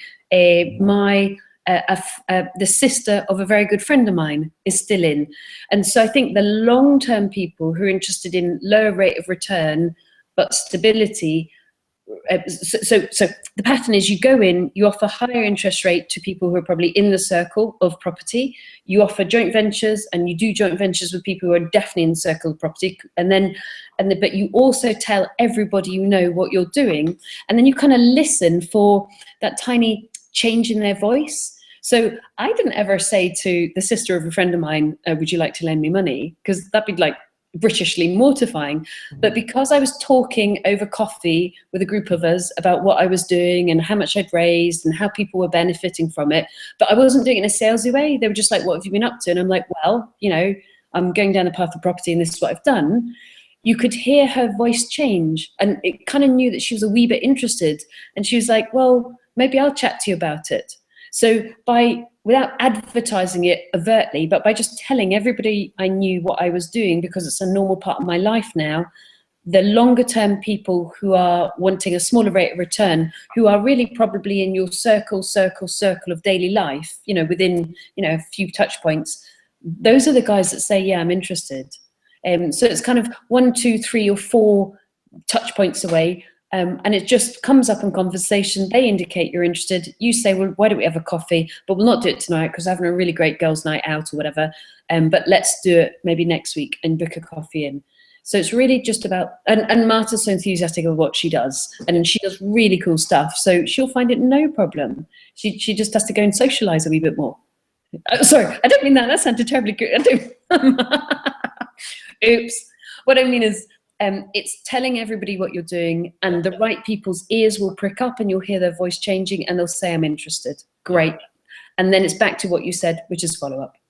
And you know what? I think Marta's doing a great job, because as soon as I mentioned her name, you knew who she was. As soon as I saw her pop up in the chat room, I knew exactly who she was. Oh, she's going places. She's doing fantastic things. She can perhaps look at, because I think she's, you know, becoming very well respected online in the property world. That dog of hers that goes everywhere is a great addition. You know, it's a great branding tool to have something like that that's memorable to help you stand out. But it's taking that approach and that willingness to help people, and maybe taking it outside of the obvious circle of, you know, online property networking groups and that sort of thing, and, you know, taking that same approach and expanding, like you say, expanding your network. So occasionally I'd go to breakfast meetings, more just kind of interested in what it was. And I had a really lovely married couple of investors who I met at a breakfast meeting. Really, really nice guys. And they were in for about 3 or 4 years. And they were really great fun, and I was very fond of them. But they got nothing to do with property. They really got no interest in property, but they liked me. They liked what I was doing. I could evidence, took them on events, you know, to see property, and they left their money in for quite a few years. So that was a business meeting, but it was a breakfast business meeting. I think it was BNI or something like that, rather than a property meet. And that's a lower rate of return, because those guys are wanting a longer term safe, their perception as a safer, longer term relationship. And so you'll end up back with those guys. Yeah, and I'd echo that. I was a member of BNI for a year when I started out the letting agency, trying to grow that side of the business. But in actual fact, I found the 2 biggest perks I got from it.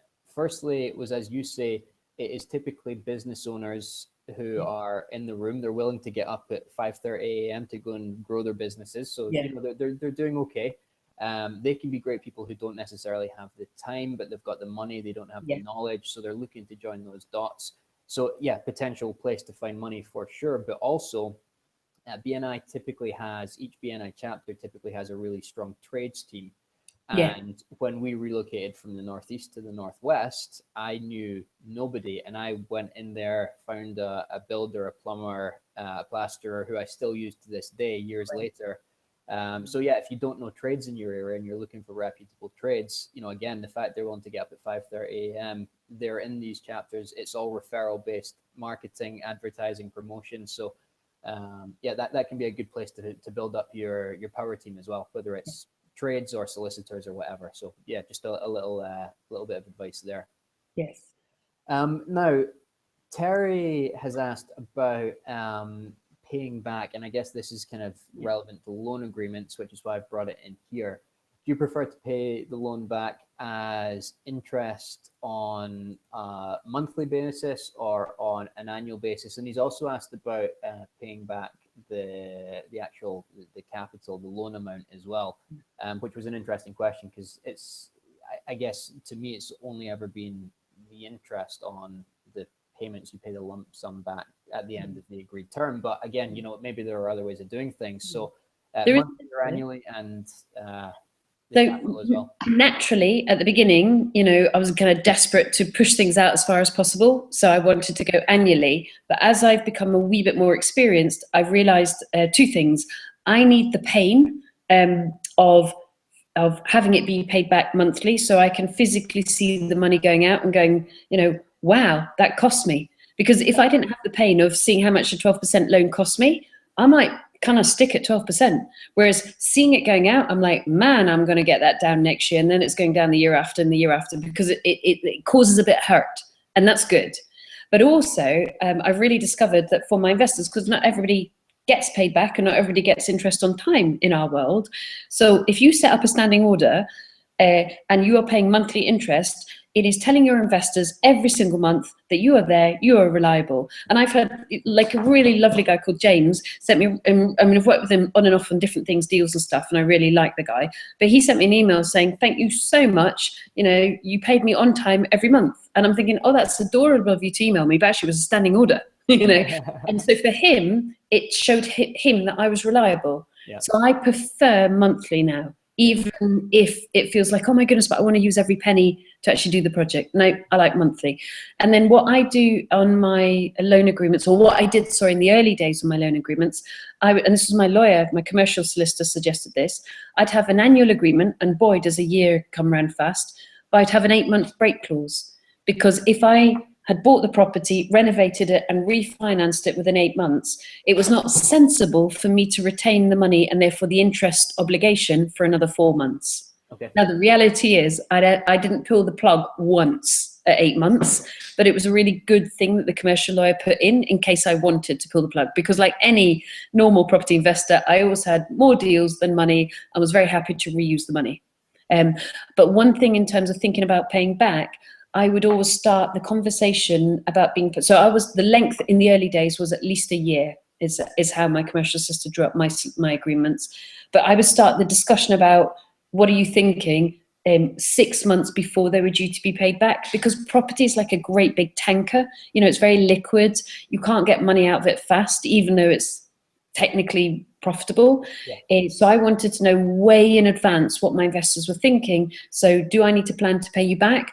Or are they going to commit for another year? In which case, can we draw up an agreement?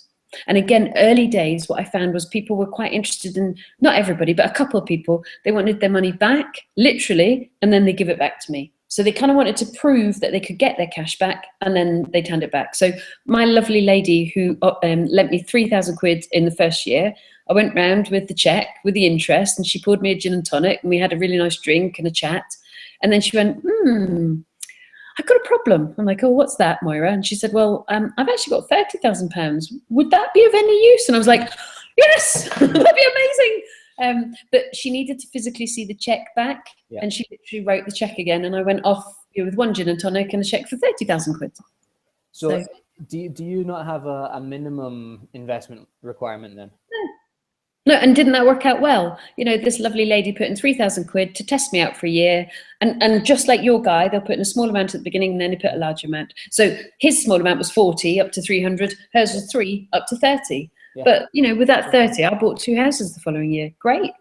Yeah, fantastic. Well, yeah, it just goes to show that, you know, like you say, you don't always know where the money is until you ask the question, or at least until you prove to them your credibility and all sorts of things we've been talking about tonight. Yes. So just a little aside there on my views on that. I would completely agree with you. We took the approach of an annual agreement, and it was on this 15%.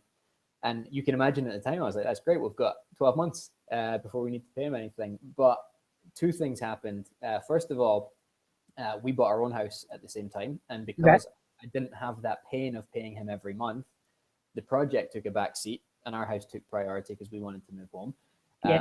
So it took longer than it should have done. And then as the 12-month deadline creeps closer, you start to realize this is possibly going to hurt a little bit more than had I paid it off every month. So, you know, it's the short-term incentive just to keep the project moving because you see that cost every month, but also, you know, at the end of the 12 months, you do still have to pay it back at some point. So but you know, it's working out. He's quite happy because he's like, well, you know, if it takes you an extra couple of months, don't worry about it because I get paid more. So that's covered in your agreement, though, isn't it? You know, you don't become in breach of contract. And I do think we probably need to think about security a wee bit for people as well. Yeah, absolutely. That's a fantastic point. Because you mentioned that you have an RX1 on all the properties that you buy. Now, some people might not even know what an RX1 is. So I guess what are the options for security? And I mean, you've obviously said RX1 already. Which ones do you use specifically in your business? So again, I'm going to just be a geek and say, definitely talk to your conveyancing lawyer about this to get their own opinion for your own situation. So I'm talking about this as a layperson, not as a lawyer, because I can't give you legal advice. I can just tell you what I've learned. So for joint ventures where they own the property and we do the work and we get profit 50-50, we put an RX1, which is a restriction. Now, restriction means they're restricted at land registry, so they can't refinance. So basically, they can't change the entry at land registry. So they can't refinance or sell it without our permission. So if they try to rip us off, which hasn't happened, we've had a couple of people be a bit naughty, but nobody terribly bad. We would just go, no, not until you paid us our money. Thank you very much. So it's, for my purposes, I'm quite comfortable doing that. They own it. We have a restriction against it. For borrowings, if I was borrowing money, then you do need to think about giving your investors some security. Now, I think it depends on your view, their view, how much it is. But certainly, you know, when I borrowed 167,500, I gave them first charge on one property and second charge on another property. Because the first charge that they were taking a charge on, the property was worth 235, even in its knackered state. But nonetheless, if they had to fire sale that, maybe they wouldn't get their full 167 back. So I wanted to give them two charges.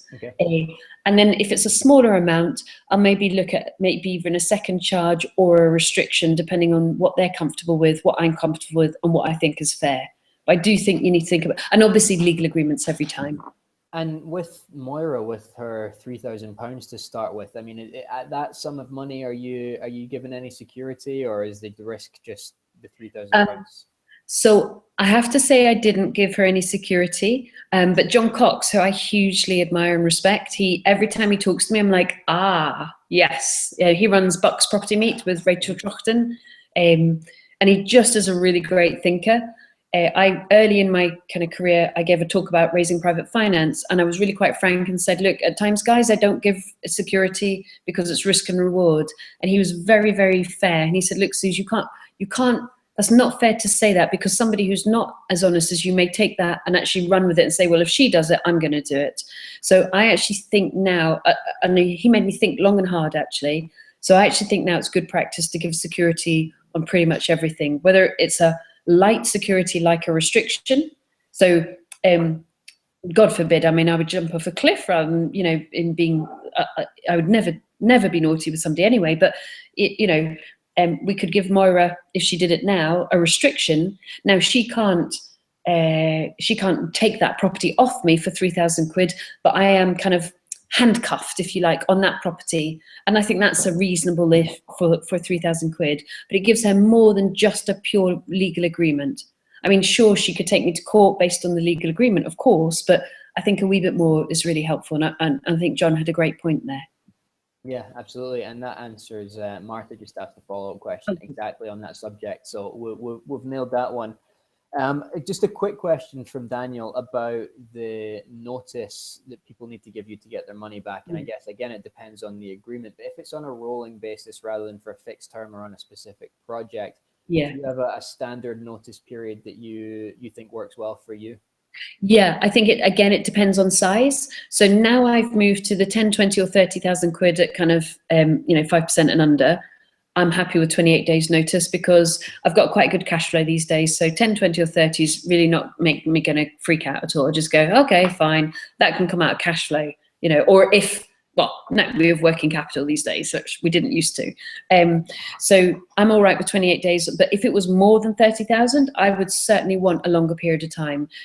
So something that's kind of 50 to 100 to 200 to onwards, I definitely would want a minimum of 3 months. But bear in mind, I'll be talking to them at least 6 months before they want their money back. Because that would make me nervous. If somebody gave me 28 days and they had 250,000 with me, that's not in my back pocket, because like any property investor, I've got deals coming past my door every week because of Ash. So I'm putting money into property all the time. I'm not sitting with £250,000 cash in my pocket because I'm using it. Yeah. So I think the higher the amount, the longer the notice you want, but go beyond the notice and also just have a chat with them to follow up with their intentions. Okay, fantastic. Now, John emailed before we started tonight, and I've left this one a bit later on, and we will get this wrapped up fairly soon because I don't want people being shouted at by their significant others for hanging about on the internet too long. But I thought this was an interesting case study to see what your thoughts were on it. So I'm just basically going to read this out. He's done a couple of refurb projects where family members have helped with funding for a share of the profits. Yeah. Moving forward, he wants to do larger projects with greater returns. Yeah. There's a large building. Now, this is a deal that he has found. There's a large building for sale in a city near him that is crying out to be developed into either 1 and 2 bedroom flats with 5 or 6 rooms. Oh, no, sorry. 1 or 2 bedroom flats, or flats with 5 or 6 room shares or HMOs in each flat. So that's just a bit of background about the specific deal. It's on the market for 1.25 million. Development costs are likely to be 3.5 to 4 million, giving a total spend of 5.25 million. Now that's a big sum of money by anyone's estimation, but his question is, with a total sale price in the region of 7 million and a significant profit potential in there, I mean, obviously assuming the numbers stack up and he's done his due diligence, do you think there's any chance that he could raise, or anyone could raise, that sort of level of finance for funding a project from a standing start? Yes. Okay. Yes. Positive answer. And again, I would say go back to your commercial solicitor and have a conversation with them, because bear in mind they do this kind of thing all the time. So find out the different types of structures that they might suggest.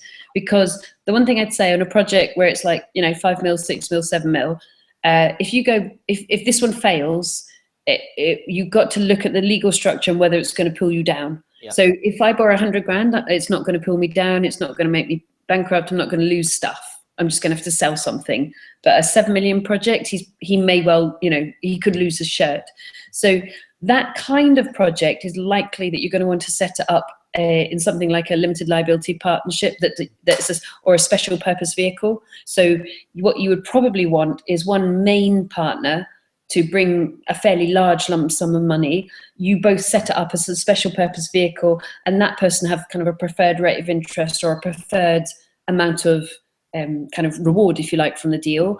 And then beyond that, so like they sort of create, there you go, they create the kind of inner circle, you and them, maybe you and maybe 2 of them, but basically you and them. And then outside of that, and that may be like a joint venture, buy and sell. And then outside of that, you're probably raising money where you or up into the wall for it. But your large lump, you're probably wanting as a special purpose vehicle, so that, God forbid, and I hope it never does, and I absolutely wish you the best of success, but if it was to go down, it's not going to bring your shirt down with it, or necessarily your partner's shirt with it. So that's the kind of thing where you definitely need a commercial solicitor. Yeah. And also for something like that, you want to be looking at the combination of private finance and commercial finance. So when I had my deal, which was, bless you, you're punching above me because I tend to do vanilla. But when I had my deal, it was just over 1 million, or just under 1 million.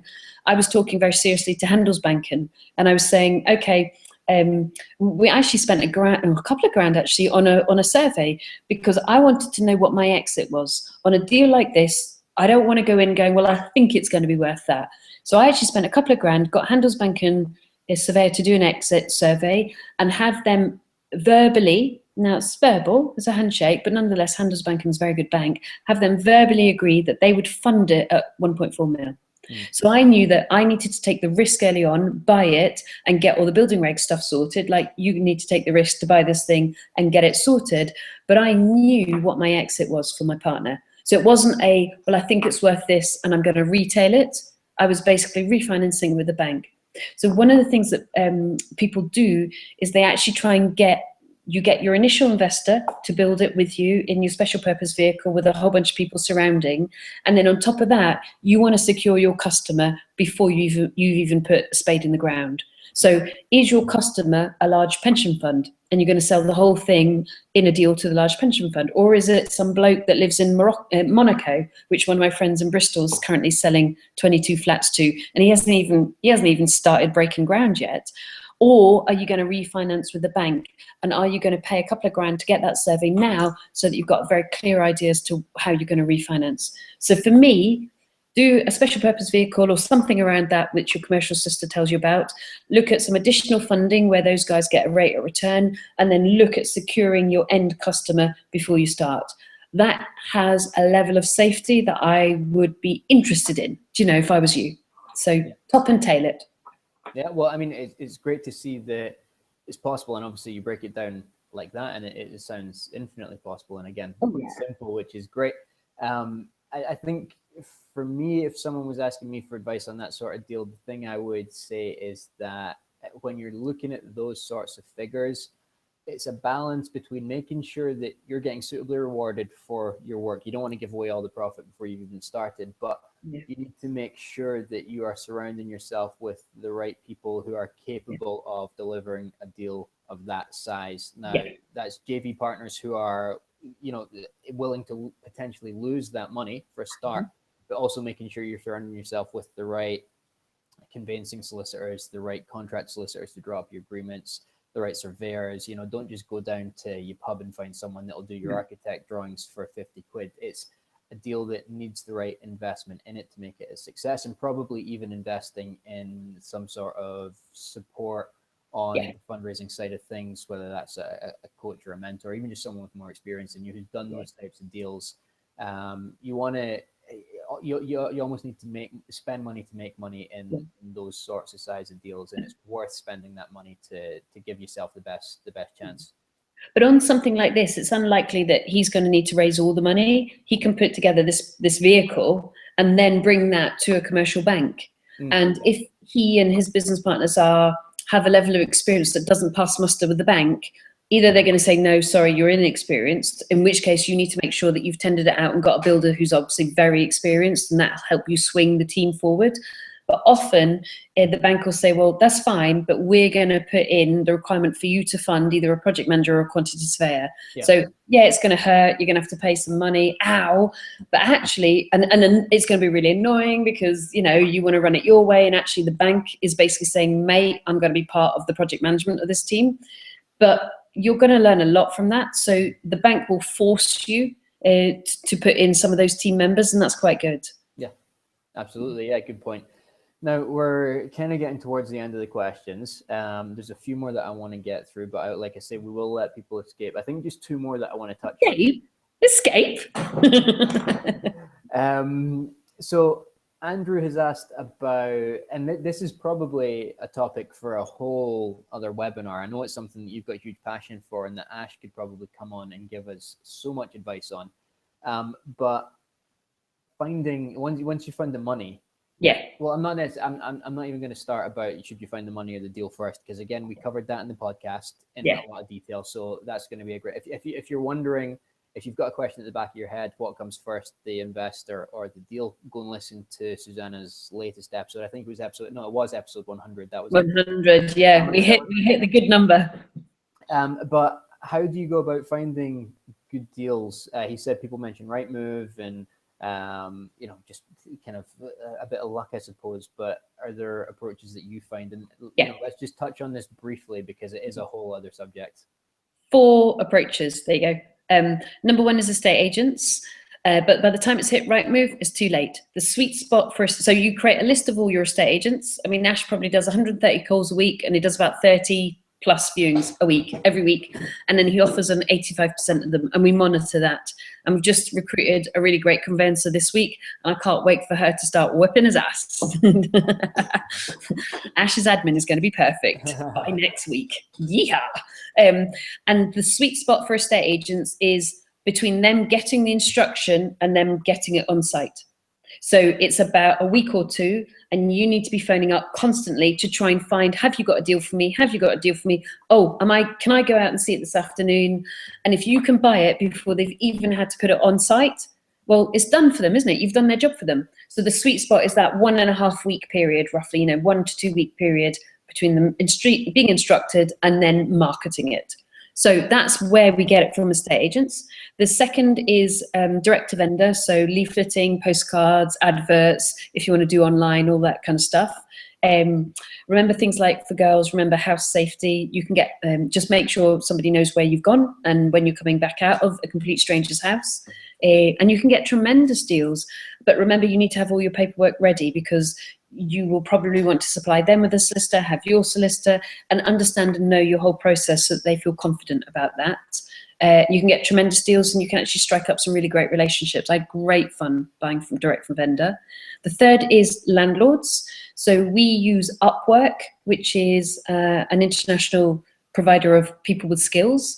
And we have a really nice chap who I talk to on a daily basis on the internet called Sagaro, who scrapes 150 landlord mobile numbers for us every single week in Bristol. So he goes on to Gumtree, Spare Room, Easy Roommate. He puts them in our spreadsheet, and then we have a member of our team making 150 calls a week saying, are you a landlord or a letting agent? So every now and again, because of course we have our own letting agency, we get put on the spreadsheet and then we get phoned up by our own team. Are you a landlord or letting agent? I can hear you, we're in the next room. And so we obviously discard all the letting agents, so sorry Mike, and then we keep all the landlords, and if they're interested in selling their portfolio, they put an appointment in Ash's diary, and if not, we text them and say, hey, are your tenants driving you nuts? So we end up with a massive database of live landlords in Bristol, which is great. Yep. And then my favorite is auctions. Now, not everybody knows, but most people do. You can buy pre, during, and post. Mm-hmm. So pre is my absolute favorite. It means as soon as the auction catalogue comes out, or even before, you find out what's in the auction. You find out what can be bought prior to the auction starting. So usually the Bristol City Council, they won't sell, or housing associations, because they have to be seen to be very fair and go to the room. But I like buying pre, and we buy every single month from auction, pre, sometimes at, and often post. So those are the 4 ways, and they're all very effective. Our main ways are landlords, estate agents, and pre-auction. Love it. Well, and we want to buy, we've got 3 months left of our year, and Ash has a target from me of buying 17 houses at auction. Go. Wow. So you actually break down your targets, not just to the number of properties, but where you're going to buy them from as well. Yeah. Very specific, and that's what makes a great goal. Yeah, he loves working with me every second of the day. No, I mean, seeing you two work together, it is a really dynamic team. And I will somehow persuade you to do another one of these with Ash. Oh, I'd love that. So deal sourcing as a subject, we will cover in a lot of depth. I'm not sure he's going to shave his beard off though. Final question that we have got, and there might be a few kind of last minute ones come in, but this is kind of on everyone's lips at the moment. So just curious, not really so much on JV fundraising, but just to hear what your perception of it is. There have been a lot of changes to legislation and a lot of planned changes to legislation coming up in the future. Has your strategy changed, either working with JV partners? I mean, you did say at the start that the way that you're working is changing to doing more of your own deals. Yeah. But in terms of, I guess, the kind of bigger economic and political climate, are you focusing on different things now? Are you changing the business to react to that in any way? Only very slightly. I was talking about it today with Alex, our finance director, and His broad advice was, going forward, if you're going to buy stuff, you might want to consider buying in a limited company going forward, but we're not intending on changing the ones that I own, because I own some in my limited company already, and then the majority in my personal portfolio. So we're not intending on changing the ones that I've currently got. So today's conversation was, let's look at the cost base of that current portfolio and make sure we're correctly attributing a correct cost base to it. So, for example, I have people in my limited company. I have 3 people that manage my personal portfolio. Well, have we correctly attributed that cost base to my personal portfolio? So we're just looking at making sure we're clean, simple, provable, but we are much more conscious about putting cost to that portfolio now, because it's highly profitable than we were before, to be honest with you. So yes, a little bit. It's Alex is doing some more work on it, and we're looking at a couple of different strategies, but it hasn't freaked us out. It's made me go, oh, that's not fun. But am I happy to own a multi-million-pound portfolio? Yeah, of course I am, and that gets paid on the first. Absolutely. And I will probably buy most of my future properties in a limited company, but we're still doing total assessment on it. Things like stamp duty. Yes, that's annoying, but you know what? I am in a jammy lucky position that I can buy 2nd and 3rd and 4th and 5th and ongoing properties. Yes, I got to pay some stamp duty, but if it's going to pay a hospital, I know that's such a hippie thing to say, then do you know what? I'm just going to have to get a better deal or cut my cost if I'm doing a buy to sell. Yeah. So how do I do my project in a more efficient way that swallows up, or do I sell it for slightly higher, or have to buy it a bit more, a deeper discount, in order to get that 20% markup? Yeah. And I suppose with all of these things, there are opportunities as well. If there is a mass exodus of investors, yeah, not a bad thing. Yeah. But the one thing I think it does do is, to me, you know, that PESTLE, the little tool, political, economic, social, legal, technological, and environmental. In the past, I have to say, political and legal was kind of sleeping. It was all about economic, for me, social and technological. So economic, what's the economy doing? Who's my buyer? Usually the woman. And technological, it's internet that sells stuff, whether it's renting or selling. Yep. And political always went, yeah, it's fine. Now that raises its head. I was going to say, you know, and now I'm like, okay, so what does that mean? That means that even the Tories are going to say, look, guys, we want everybody to own a house. And that means we're not particularly massively interested in landlords. So do I think they're going to stop legislation at this? No. This is just my guess. So please, guys, I'm no political pundit. But when I've been doing my PESTLE analyst recently, I've just thought that actually political stuff is going to become more and more highlighted. And if you think about it from a voting point of view, the average buyer now is 39. So frustrated though I was, my 18-year-old son did not vote. I mean, I gave him a right little row about it, but he didn't vote. But I think the majority, I presume, the majority of 40-year-olds probably do vote. And if the average age of buyer is 39 for the first-time buyer, if that moves up to 45, you've got a whole bunch of voters saying, mate, I can't even get a house. And at that point, I'm presuming a government is going to listen to voters who actually vote, not just who could vote, like my 18-year-old, you know, who got into trouble from me for not voting. He queued up beside me while I was voting, and he didn't vote himself. I was really mad with them. Anyway, so as the average age of a buyer increases, so housing and the kind of a human right, if you like, rather than right to buy, becomes more important. So does the fact that rent is really quite high. I mean, I have very high rents. I have very high quality product, but very high rents. So what other political future things are going to happen to us? Now, I don't want to scare anybody, so don't even freak out about this, but I'm kind of going, well, at what point do we turn into a rent cap? You know, it may never happen, but what would I do if? So what I'm doing in my analysis is realizing that political is much more important, and going, what could the outcome be? And how would I respond if it did happen? So it doesn't mean to say I think it's going to happen. It just means that I know that we probably haven't seen the end of legislation. So how am I going to protect myself? Now, generally, my answer is to run a really efficient, highly profitable business with a stable cost base and enough capital that if they make a change and I make a slight little bit less money, I just go, that's annoying. not that is a disaster. So I just think run a more and more improving business to accommodate any political changes, because I think they're coming at us. What a great answer. Fantastic. I mean, you've obviously thought it through. Like I say, you've got, well, you you pull a face. You've got a great team around you, your financial director, and you're involving yourself in the property industry and networking events and picking up pieces from all over the place that will help you formulate this plan in your own head. So, great advice, and advice to everyone to understand how it's going to impact your own specific property investing strategy. Now, sorry, go. Just there's some good people doing some good lobbying at the moment, isn't there? Which is great. Both key organisations and then individual groups taking forward things like judicial reviews.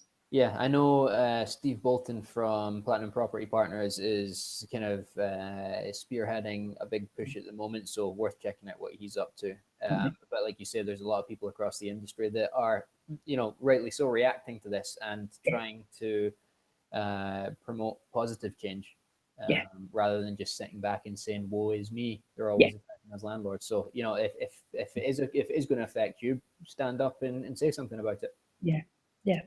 Now, Susannah, as you know, I always end our conversations by asking a little bit about how people can find out more about you, what you've got to offer them. Not a sales pitch as such, but just, I know you've got great information and great content available to people. A lot of it is free. Your email tips are fantastic. I know that, you've got everything from the JV pack that you waved about a couple of times that is obscene value. It's right up to full-on coaching programs. But I mean, just for people who maybe haven't come across you before and want to find out, your website's probably the best place for them to go, I assume, to find out a little bit more about who you are and what you do. Yes. Would you mind just giving us a quick kind of tour? Yeah, sure. So given that I'm so technically incompetent, are we on my website? We are not. If you click on the little screen share. You told me this. Well done. You did. How the green one? There we go. And there we go. Fabulous. Does that work? See, I had to do something IT wise myself, and I failed. You passed the test. I can see your website so far away. So this is our website, which we're kind of excited about. And guys, anybody that doesn't have a website yet, I actually was 4.5 years in business before we launched our website. So we only launched it in September. Oops. But anyway, we've populated it with a lot of stuff. So the button I want to show you, so we are thegoodpropertycompany.co.uk. And I think one of the key buttons I want to show you is the resources. So we've got lots and lots of free stuff. Right down the bottom, up the top, we've got the link to the YouTube channel. And we've got 250 videos, and I'll keep shooting them for you guys. And then we've got lots of press. In fact, your podcast should be there, Mike. We've got press and interviews there. And then this next one here, the 101 lessons, we've got 102-page pack where people can download it for free. And so please do. And I hope look, my Flux is there. Hello, Flux. That's to help me sleep at night. So that's just really kind of some of the bumps I learned and the lessons. And then if we look at, if we go back to the, at the moment, we've got 3 packs out, which is the fundraising pack here. We actually have a sourcing agreement, and then we've got a deal sourcing pack, and we have a buy to sell pack out at the moment. The next one that's coming in the next week or two, and it's just being, I've written it, I'm really happy with it, but it's being designed up, is the business strategy pack. And then after that, we will have the 101 lessons pack. I have recorded the audio, and we're just figuring out, it's quite a large size, how to keep it on our website. So I think that's probably the next step for people to get quite a low priced piece of information with stacked full of content. That's probably next. And then if you're interested, we do low priced intro workshops, and then we have a fantastic mentoring program.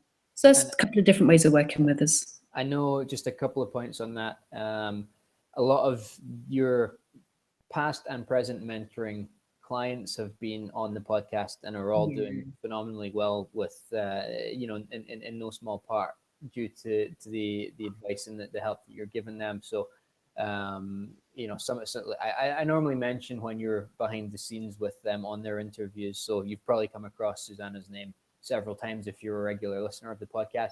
You need to get those audio tips out on a podcast as well. I'm sure that would bring in a great audience for you, but we can talk about that separately. Oh, cool. Now, there is one final question from Paul Phillips asking, well, he said, thank you. A lot of people are saying thanks. I've really enjoyed the webinar, Susannah, and I'd just like to echo that. You know, the content has been fantastic, and you taking the time to share it has been great. Paul has asked if we can have a coffee sometime. Now, I don't know if he's talking to you or talking to me, but I'm going to answer for both of us here and say either way, I'm sure we would be delighted, whether he's based in the north or the south, to catch up with him. It's always great to meet good shout. people. So yeah, no, I appreciate the kind words to everyone. We will wrap it up there. If you've got any follow-up questions, I mean, Susannah and I are on social media all the time. So, you know, that's a good place to get in touch with us. And it's great to share this knowledge publicly as well. So asking questions on places like Facebook means that everyone else can benefit from the answers as well, which is a nice way to do it. And yeah, keep an eye out. I will hold Susannah to our deal sourcing podcast or a webinar or something. We will do something in the not too distant. I'd love to. Can I? This isn't really a plug at all, but Ash is a total behind the scenes guy, and he's going to be at John Cox's Bucks property meet. He's been persuaded into, I wouldn't say it's presenting, but appearing and discussing sourcing in February. So that might be something if anybody's near the Bucks property meet in February. I'm going down to completely like razz and cheer him on, you know, because he's, you know, it's not his gig normally. So that's a one-off. I don't think that'll happen again this year. Well, no, I'm sure it'd be great to get along and support him if you are in the area, like Susannah says. So 9 o'clock, I think that's, like I say, plenty of time. So we will wrap it up. Susie, thank you so much for your time. Thank you. Thank you to everyone who's joined us this evening. We will be in touch. Great to see the questions coming in. I hope you all got a lot of value from it. And you know, we will be in touch at some point throughout the year. I'd love to hear how you guys get on with your own JV fundraising as well. So keep us posted. So good luck, everybody. All right. Thanks a lot, guys. See you later.